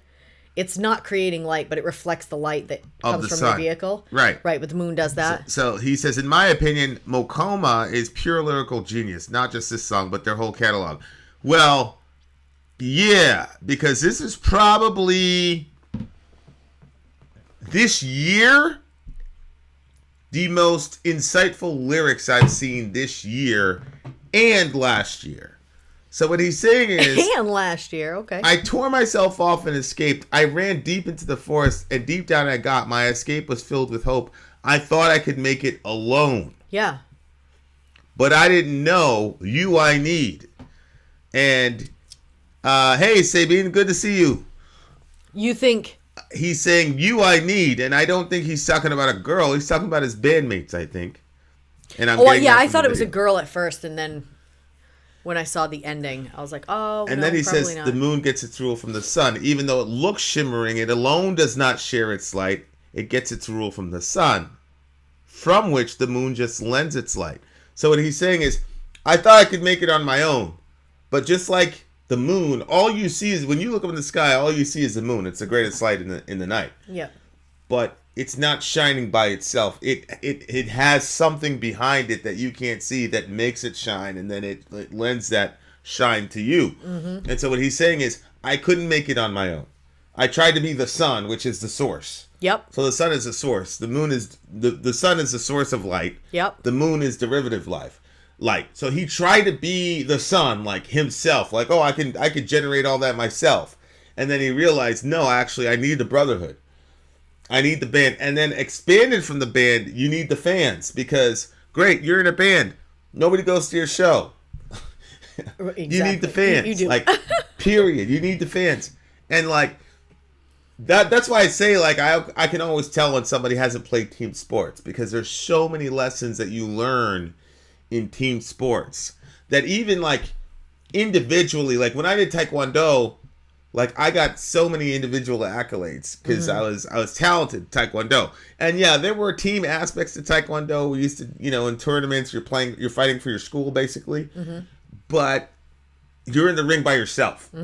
Or you're doing kata by yourself. Yeah. Or you're doing your weapons demo by yourself.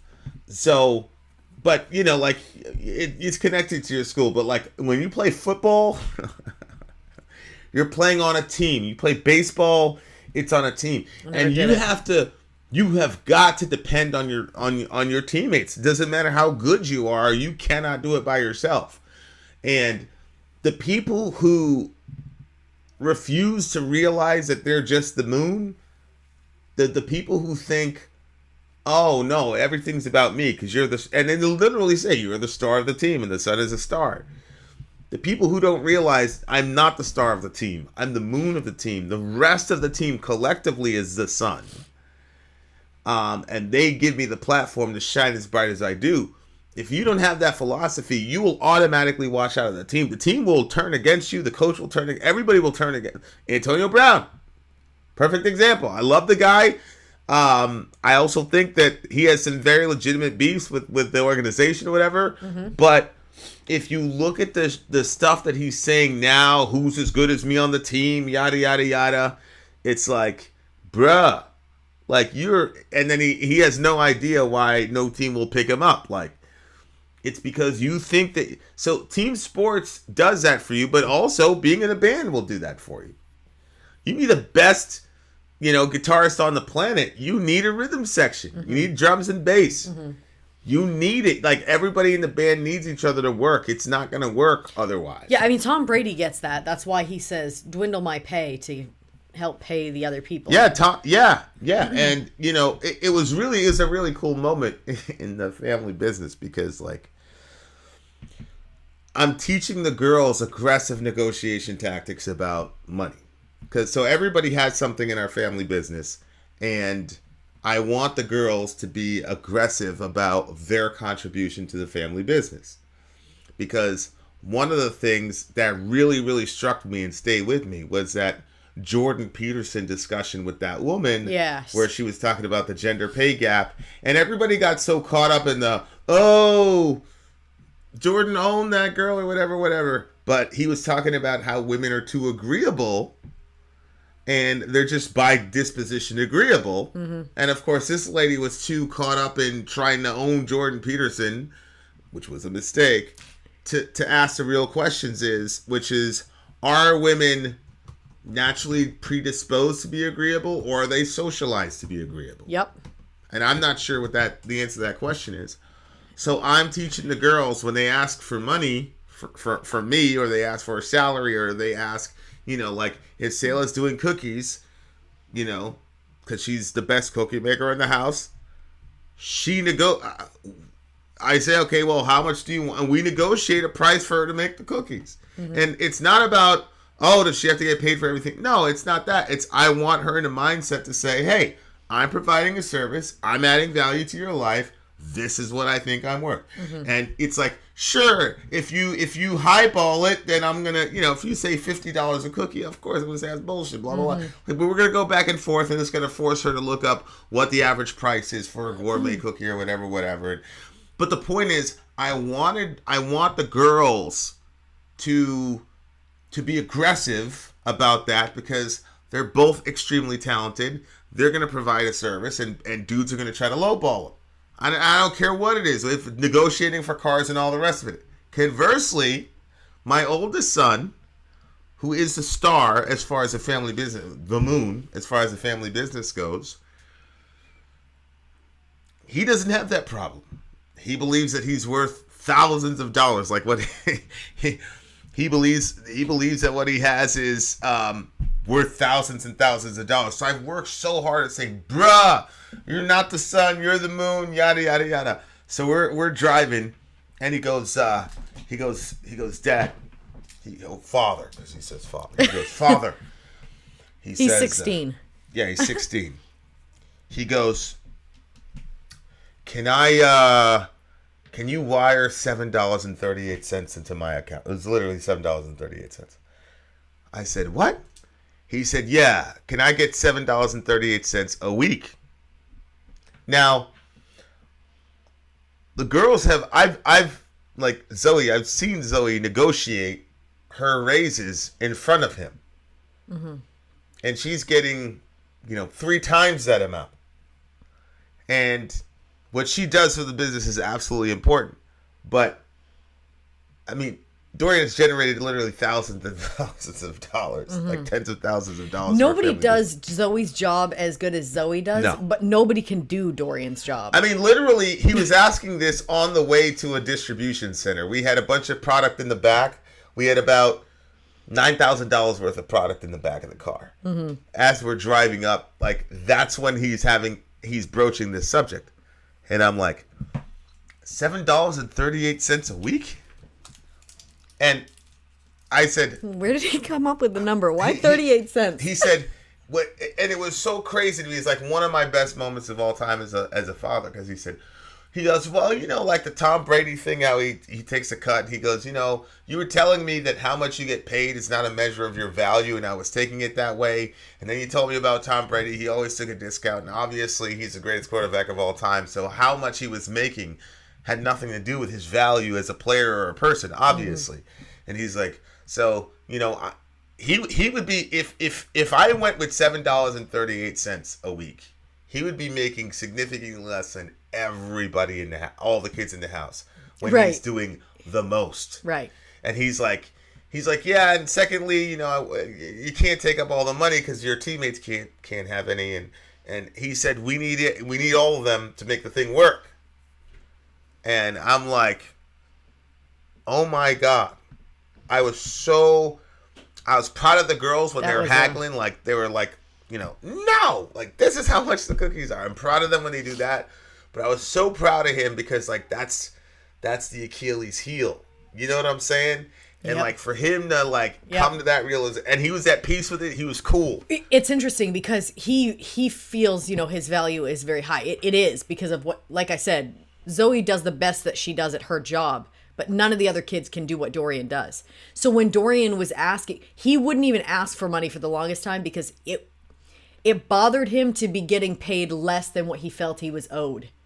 Yeah. So even though, let's say he asked for $10 a week, if he was getting $10 a week that he could go buy candy and sodas or whatever with, he'd still rather not have that because it was so much lower than what he was worth. Yeah. So that is like a huge, I can't believe this is the first time I'm hearing this story. That is a huge step of growth for him because he mentioned that to me, but not as clearly as he said it there. And then when he said it to you, that's really good. $7.30. Where did he get this 38 cents thing? I know. Okay, so that's why you paid him when you got home? Yeah, I said, I didn't answer the question because I said, tell me why. And he explained it to me. And I didn't give him anything. I didn't give anything emotionally. I didn't say, oh my God, I'm so proud of you. I said, why? What's the logic there? And he explained it to me. And I just looked at him and I said, because the other thing I want for him is to, like, really have it deep in his bones and not because he wants to get some, endorphin rush because, his father is giving him a pat on the back and all that. Yeah. So I just played it cool and I looked straight up and I said, okay, well, message me at 12 o'clock and we'll see. And then,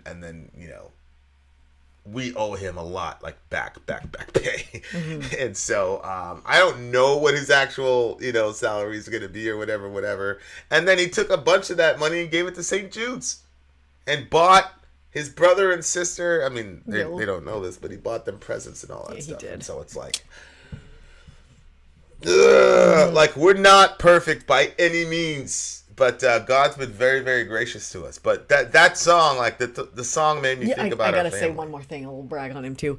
So he bought some shoes for himself like a long time ago. Yeah.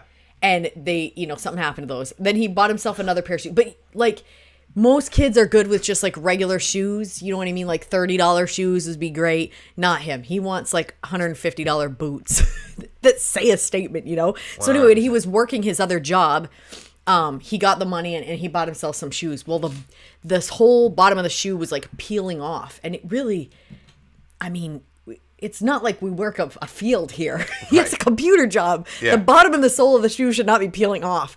And so he was dealing with that for like the longest. And then he emailed them he was so smart about it. So he emailed them. It's Men's Warehouse. Yeah. He emails Men's Warehouse, tells them the issue with the shoes. They said, okay, we'll give you like 50% off another pair of shoes. But he knew he had no income.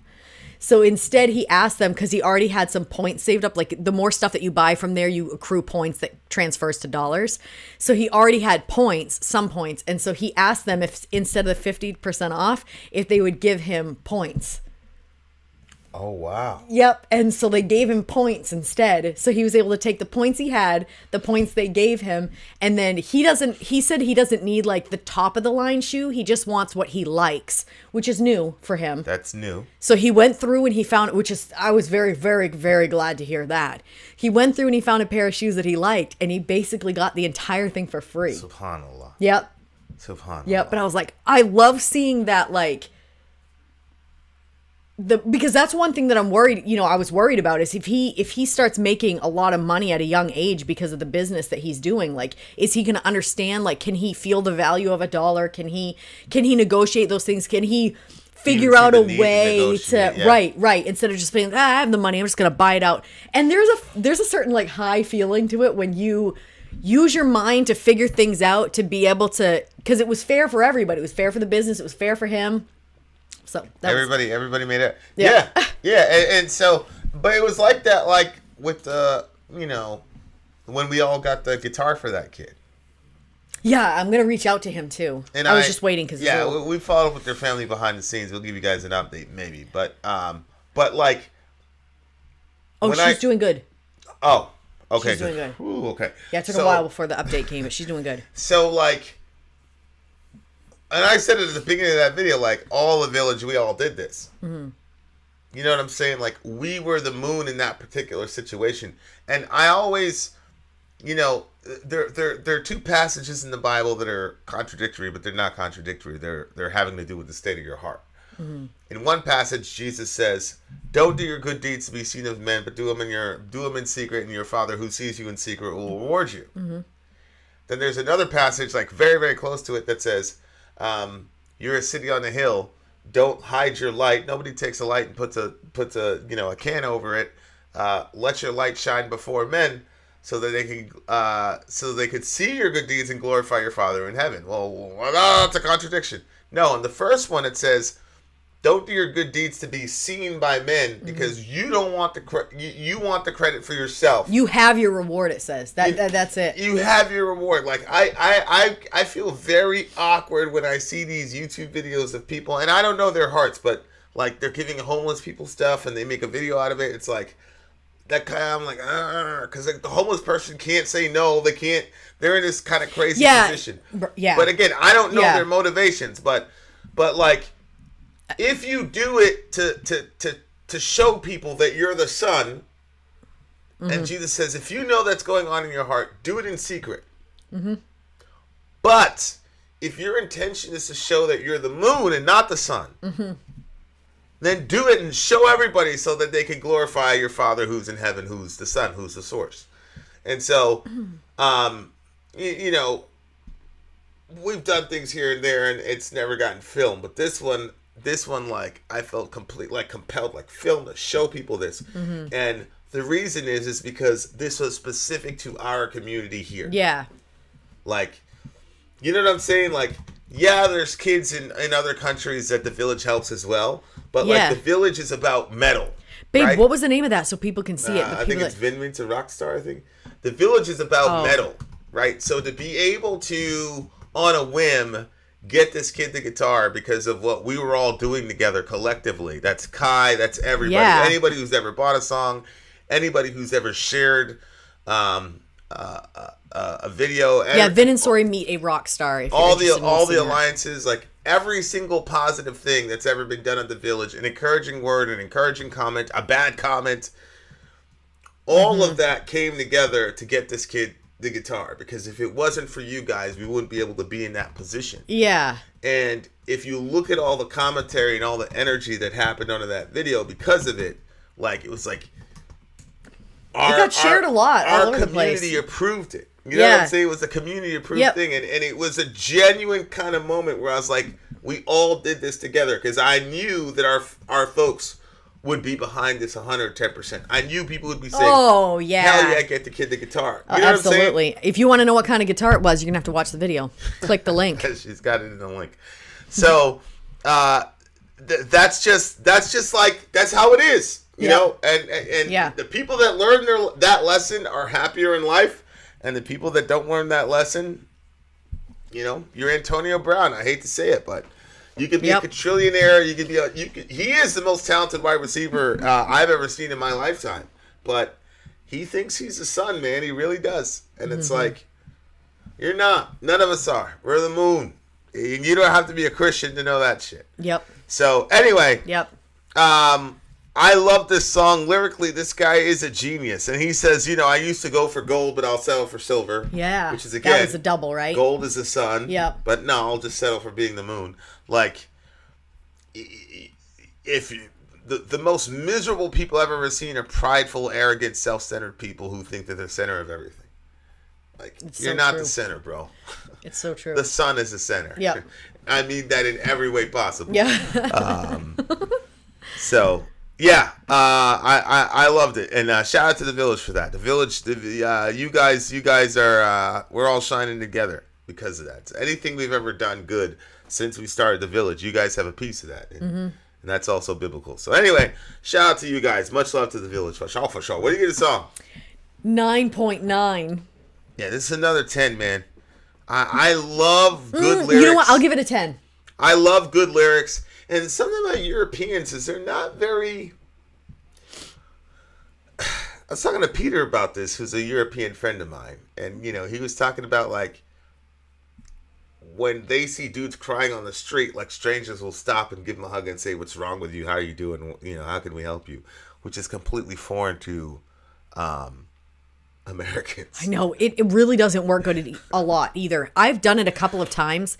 So there was this woman, she was on a bridge, and she just had, like, her car parked. Not a big bridge. This is Maine. It was like, if you jumped off, you might twist your ankle. It's not like anything massive. Yeah. But she was parked there, and so I saw her. She looked like she wasn't doing well. So I pulled over, and I was like, hey, are you okay? And it made her super uncomfortable. She was like, I'm completely fine. But you could tell she wasn't. I'm completely fine. And then she was like looking at the bridge like, my God, this woman thinks I was going to jump off that. Like, the whole thing was just very awkward. I've done it literally like probably like 3 to 5 times. And every single time I've asked somebody if they were okay, it's always extremely awkward. The only time when that would happen with strangers and it was accepted was about 3 weeks after 9/11. Probably you're right. Yeah. You know, other than that, no. But in Europe, so I love the brotherhood. They're all hugging each other at the end and all the rest of that. And you know, that happens in microcosm in America too. But yeah. There was one we time. could all do well to do that. So I love the video and I love the lyrics. Kai is coming with some bangers here. Go ahead. Yep. There was one time where there was a woman. She looked like she was very concerned. So I asked her if she was okay, and she was like, said that she was fine, and I was like, okay. And then I started getting back to my car, and I saw her take out her weed. She started smoking. I said, oh, that's what's happening. She's not smoking around the kids. So she went out. If you got 'em. There's my words of wisdom after all that inspiration. Having said that, there, listener, been out. Sorry out. Gone. All right. We got another song coming for you, beautiful people. I don't know. Let's go. Look. I'm Vin. I'm sorry. If you would like to get your song reviewed, dear listener, there's the filthy capitalist option. As Sori says, 125 gets you straight to the head of the line. You don't have to be a part of the alliance. You don't have to be part of the group. Wait a minute. And the biggest thing is you don't have to wait. You hop, skip, and jump right in front of everybody. 125 gets you there. You do that 3 times, and you get mashed down to the $75 rate for perpetuity. Yes! Also, there is a band review option. So if you've got a band and you're trying to get your band some exposure, hit me up at insori@gmail.com, and I'll show you the details about how to pull that off. You can also jump on Patreon, and there is a option on the tiers to be able to get your band reviewed. Obviously, we can't lie to you, so we can't guarantee a positive review. Get what you get. It's just rubbish. Rubbish. Rubbish. That's British for garbage. My favorite is the community option. $1 at the gate gets you in a Patreon. You get to join an alliance. The alliance joins their points together, and that helps determine what songs that we do. The alliances hang out on Discord. Message me on Patreon to get the link. And they do all kinds of other cool things. They do Minecraft, Dungeons and Dragons. Yeah. It's really a community within the community. Anybody can go in the village, facebook.com/Vin and Sori. There's 160,000+ people on the channel.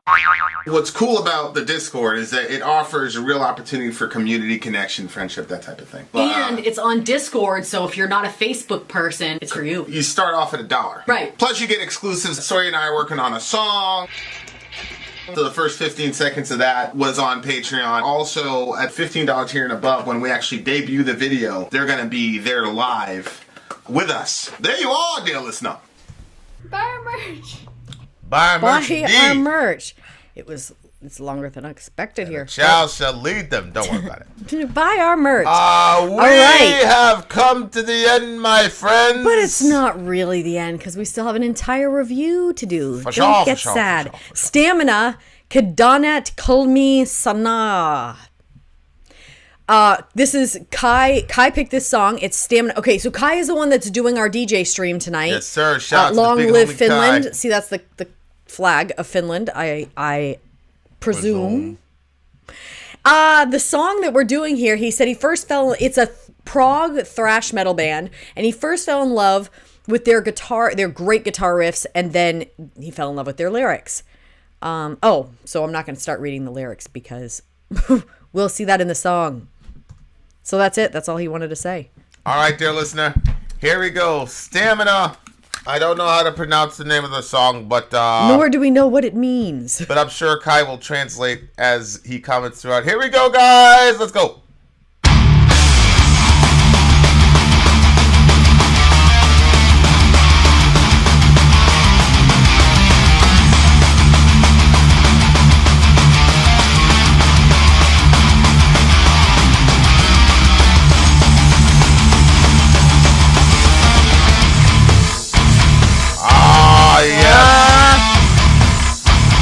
Elämäni keväs kuin sulauta, tulen aamutaivaan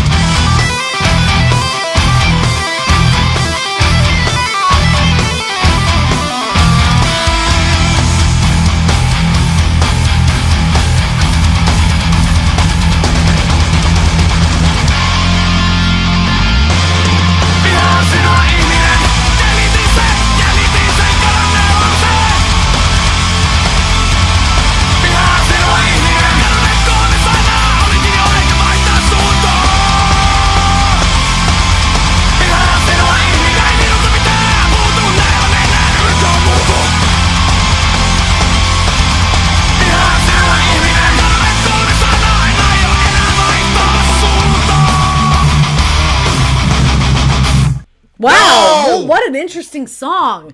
Like What the hell? rap, Finnish, thrash, heavy. Internal Fire says, name of the song, please. We can put that up. Says, disappeared 3 words. I hate you, human. Maybe I hate you, human is 3 words in Finnish language. Because it's probably hate in the possessive Hate and form. you probably go together. Yeah. It's probably hate in the possessive form. Right. Which would translate to I hate, but it's 1 word because they're probably a little bit more efficient. Oh, I what I'm see. saying? I hate go together. So, yeah, hate you, human is Yes. probably the 3 words, but holy smokes. What's the Put this one up. What's the name of that song? Ramon said, loved it. Great way to finish the show. he put 1 N and 2 I's though. Well, you You know. fucked up, buddy. You should have put 2 N's. Yeah, You got but I mean, who's counting? it's the Finnish version of Mudvayne. That's true. Like the way that they were doing the chorus lines. I mean the verse lines. Yeah. Yeah, that was like Mudvayne. Oh, yeah. Mudvayne Okay. For sure. Like, There it is. There's the name of the song. I just put it out there for you. oh, where is it? Where is it? Stam1na. Oh, there it goes. Okay, so this is the name of the, yeah, right there. I was right. 3 words. I hate you, human. Vihaan sinua himinin. Which, yeah, so I was right. Vihaan is Shoot, probably- you know, we should do that every time. I should put it in the thing and you post it on there so people get to know what the name of the song is. Yeah, well, people were pretty much doing that, like, the entire time. Okay, excellent. Like, a lot of the verses that you do are kind of like generic, and a lot of times it's just you're waiting to get to the chorus. Mm-hmm. But the verse lines were so unique, like the way that he did it, the rhythm, the cadence, and the way that he did it. It was, somebody was like, yo, is he rapping? Is this Mudvayne? Like, I love when bands like pay attention to that. We kind of have that because like the first verse and the second verse are completely different in our song. So we kind of have that. But like the way that they did the verse lines were so unique. Like I'm just gonna play that part again. Hopefully we don't get blocked. People are like, yo, you're gonna get blocked. You're gonna get blocked. But inshallah, we don't get blocked. But let me look. What was the name of the band again? It's called Stam1na. Oh yeah, Sta1na. There, Sta1na. One second. That's a 1, bro. Not an I. All right, there you go.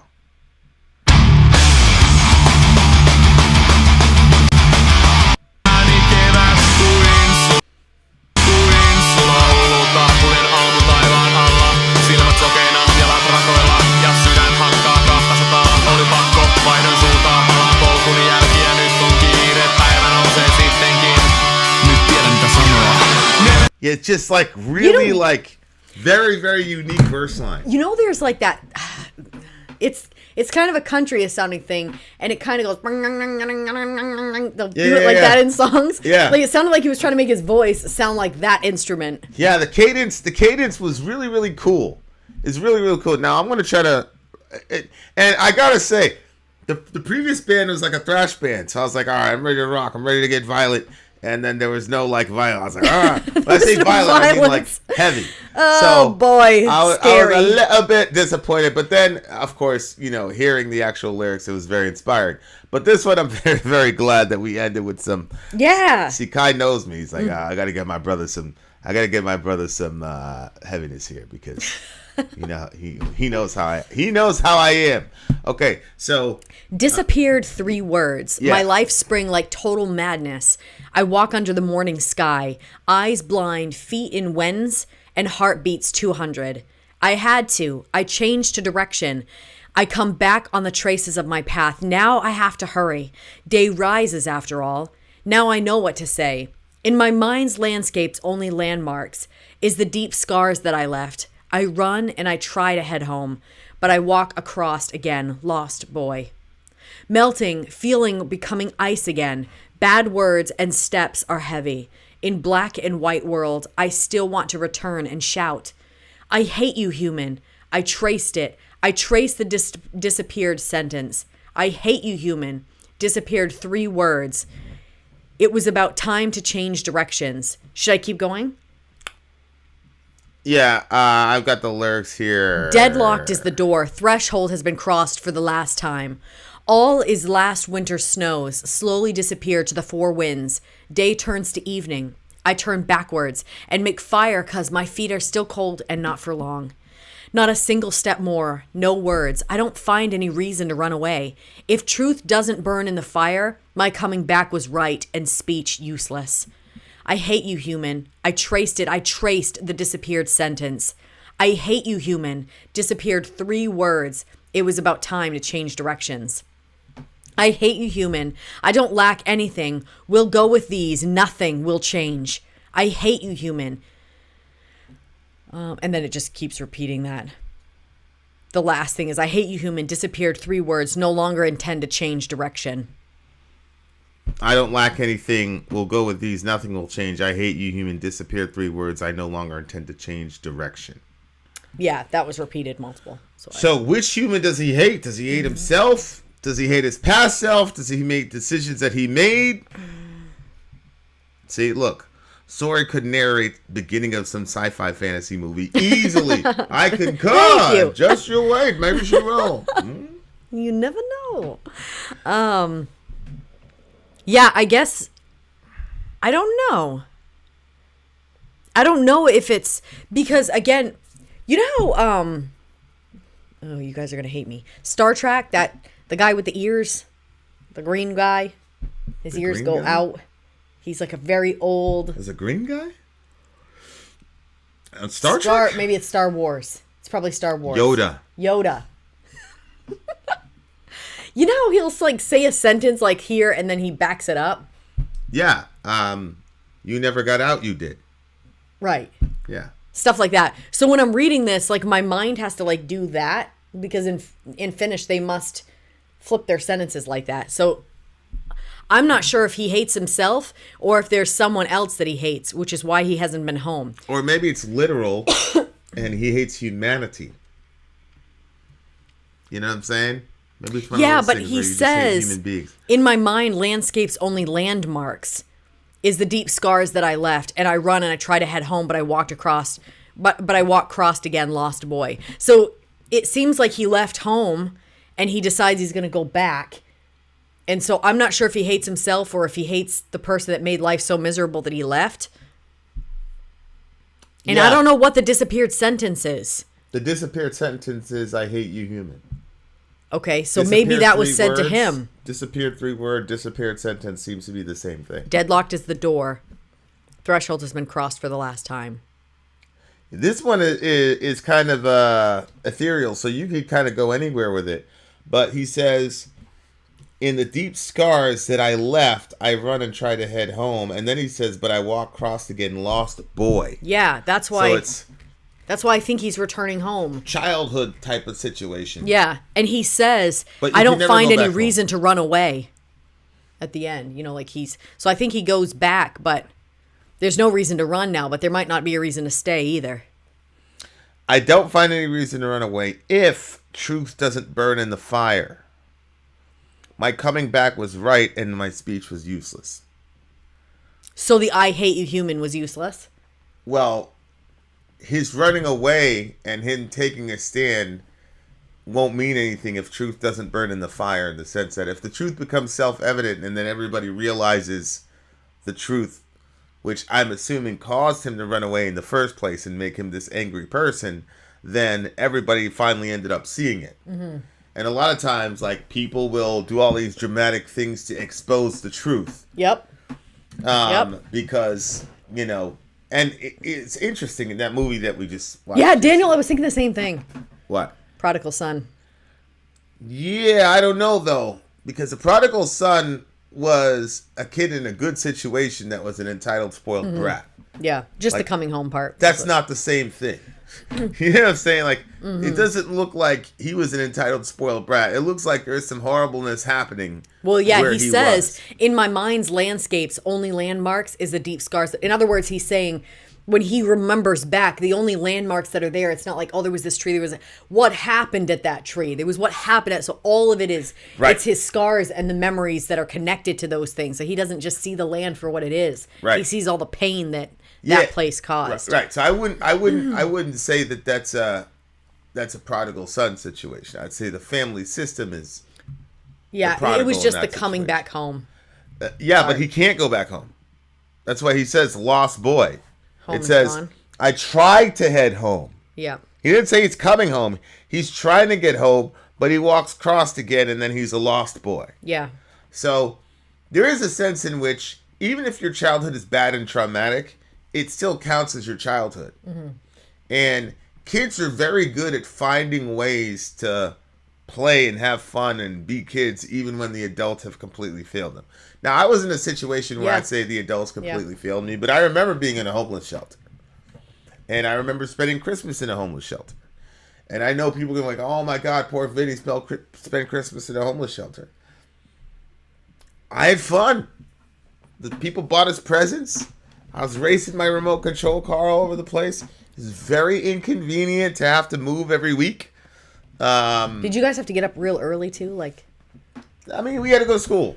You know what I'm saying? So, it's one of those things. Like, you were pretty much out before you had to go to school anyway. So, but I didn't have a hard time there. We had sock and bop. We had this thing called sock and boppers, which was basically blow up like balloon hands, and we got to box each other.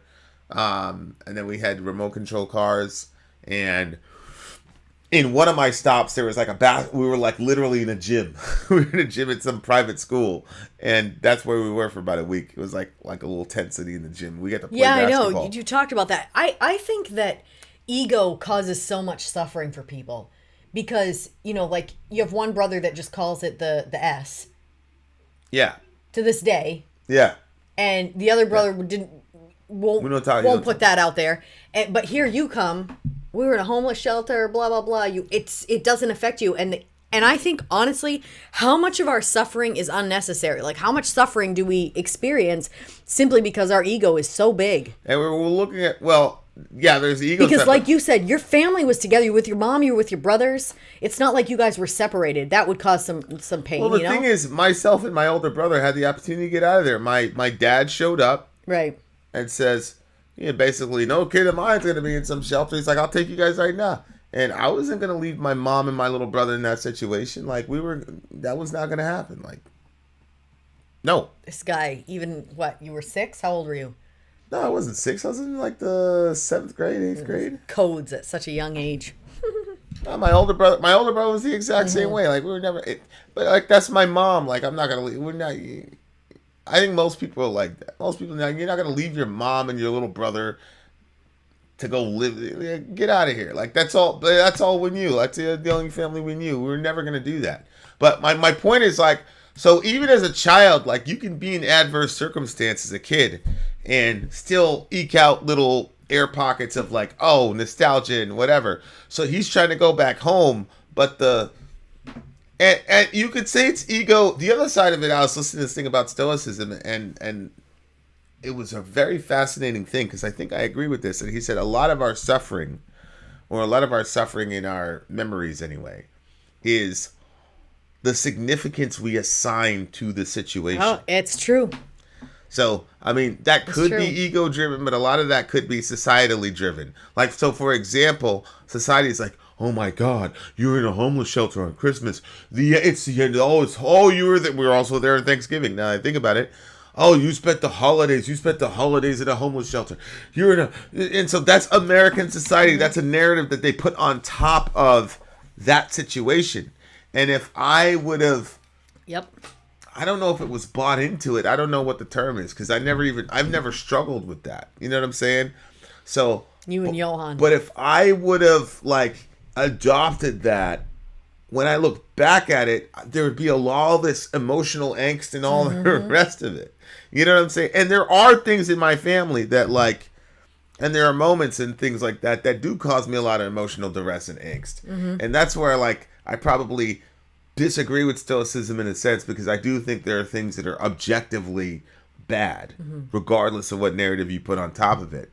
but I think a lot of pain can be saved, because I think a lot of what we think is objectively bad really isn't. It's just what society is telling you, the story. Because if you take somebody from a lower caste colony in India and you tell them, hey, when it got cold, I had 3 meals a day. People brought me presents. Oh, absolutely. When I went to shower, now there's sometimes you had to go to YMCA and take a shower. That was inconvenient. I'm not going to lie about that. That was inconvenient. But there were other times when they had the shower right there. It was 7 degrees outside, but the water was 75. If I would have laid all that out to a kid in a low caste system in India, they would say, oh, you must be a Brahmin. No, you live like a king. Mm-hmm. You see what I'm saying? Yeah. So their narrative about that kind of situation would be that I was at the top of the world. Mm-hmm. You see what I'm saying? And if I would have, and here's the crazy thing, because the Brahmin in their caste system is at the top, and a lot of them are arrogant, very prideful, look down on people, literally will not touch people who are literally beneath them, societally speaking. So if I were to adopt that lower caste person's, that untouchable caste, if I were to adopt his narrative on my experience, I would look down on people for living in a homeless shelter. Mm-hmm. Because the fact of the matter is, he would say, everybody is serving you. Mm-hmm.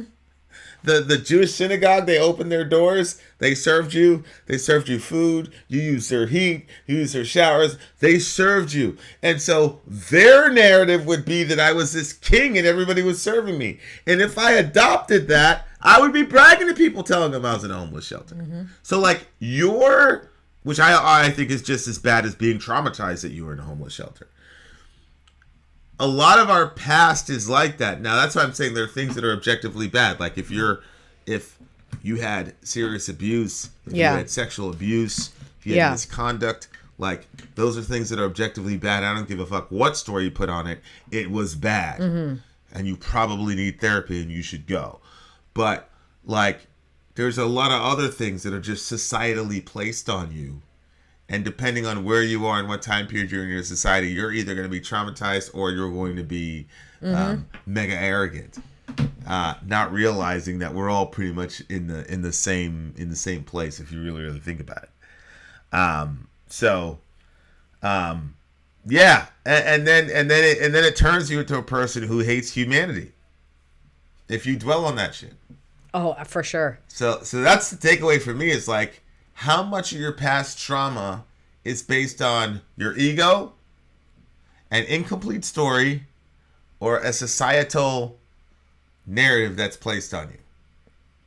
Because those 3 things can make you look back at your past and you can genuinely feel that you can genuinely adopt society's negative feeling about something that you're completely good with. Yep. And that's why sometimes you're like, you're so weird. You're in a homeless shelter. You don't feel shame or whatever. And it's like, because I don't, for whatever reason, I don't adopt society's American society's take on what a homeless shelter is and what it means about me as a person, whatever. But honestly, it's your ego, an incomplete memory, or a societal, push on you. That changes things. But yeah, I love this song because it was heavy, and my brother Kai knows that I love the heavy shit, so he waited till the end to give me the heavy song. Yeah, and the video was fun too. Yeah, it was very, very fun. Very, very, very, very fun. What do you get this song? This one is, oh jeez, it's high. I know. I'm debating between a 9.8, a 9.9, and a 10. Okay, here's why it's going to get a 10 for me. Because of how unique that chorus line was. I forgot. I cannot get over that because it makes a song complete. Yep, and the way that he did the vocals, that was also unique. Yeah, it's a 10. There was no like, okay, I'm what? There's a lot of songs, like I said, especially at the verse part, you're just, okay, I'm going to get through the verse, to get to the chorus, to get to the solo, to get to the middle amazing breakdown. Sometimes you have a melody line that is so powerful that it carries the entire song. Yep. But other times, like there's like you can stop the song at any point and say, "Where's the weakness?" This song was like probably one of the most complete songs I've heard this year. There's no weakness in the song. There's no waiting to get to the chorus. That's good. Yeah. So, there's no weakness in it. Yeah, that's freaking good. A, Kai, 10. man. Yeah. Every single song here is a We've got band. actually Black a lot of Satan people also giving it. I agrees was it's a gonna. 10. We've got DJ Mike Franco gives it a 10. We've got Brandon Lewis giving it a 10. Daniel Smith giving it a 9.5. Black Satan 10. It was definitely well liked. It was well received. Yeah, and as Mike said he's never heard a vocalist like that. I concur. Yeah, totally. Well, thank you for this stream, Kai. Holy shit, Kai. Really, really good. I wasn't sure how it was going to go because you don't really know what to expect when it's going to be finished, you know? Yeah, like you don't. Yeah, shout out to Finland, who's produced some really great artists with a lot of freaking range, dude. A lot of freaking range. So long live, literally, dude. Long live Finland. Shout out to Finland. Finland, you guys gotta. Okay, we gotta give Finland some love. Some love from me. Gang. Do it again for Finland. And the best thing about Finland, obviously, is my brother Kai. Shout out to the big homie Kai. Yes, sir, Robert. We got another. Do we have another DJ stream scheduled tomorrow? We do. We got another DJ stream scheduled tomorrow. Tomorrow is Middle Earth. Yes. Okay. Good. So we got the Middle Earth stream coming tomorrow, and then we got another stream after that, y'all. So we got streams coming back to back. Yeah, streams and we're going to be going to a concert if it doesn't get canceled. So that'll be it's an Evanescence concert. So yes, sir. With Amy Lee Forever. Yep. Cannot wait for that. Yep. The Beatles stream, inshallah. All right, guys, we're out of here. Take care of each other. Love your neighbor. Take care of each other. Long live freaking Finland and live longer, Kai. We are out of here. Vin out. I want the guy to live longer than the country. He's my friend. I was like, wait, does that mean the country would fail early? Because he can only last so long. He goes on 10, 11 right there. Oh, yep. If I love the guy, then he should live longer, and the rest of the country can just ridiculous. Bye, guys. I guess kitos. I don't know how to pronounce that properly. It means goodbye or I love you or whatever it is. Kitos to Kai. Kitos to Finland. Long live Finland. Longer live Kai. Vin out.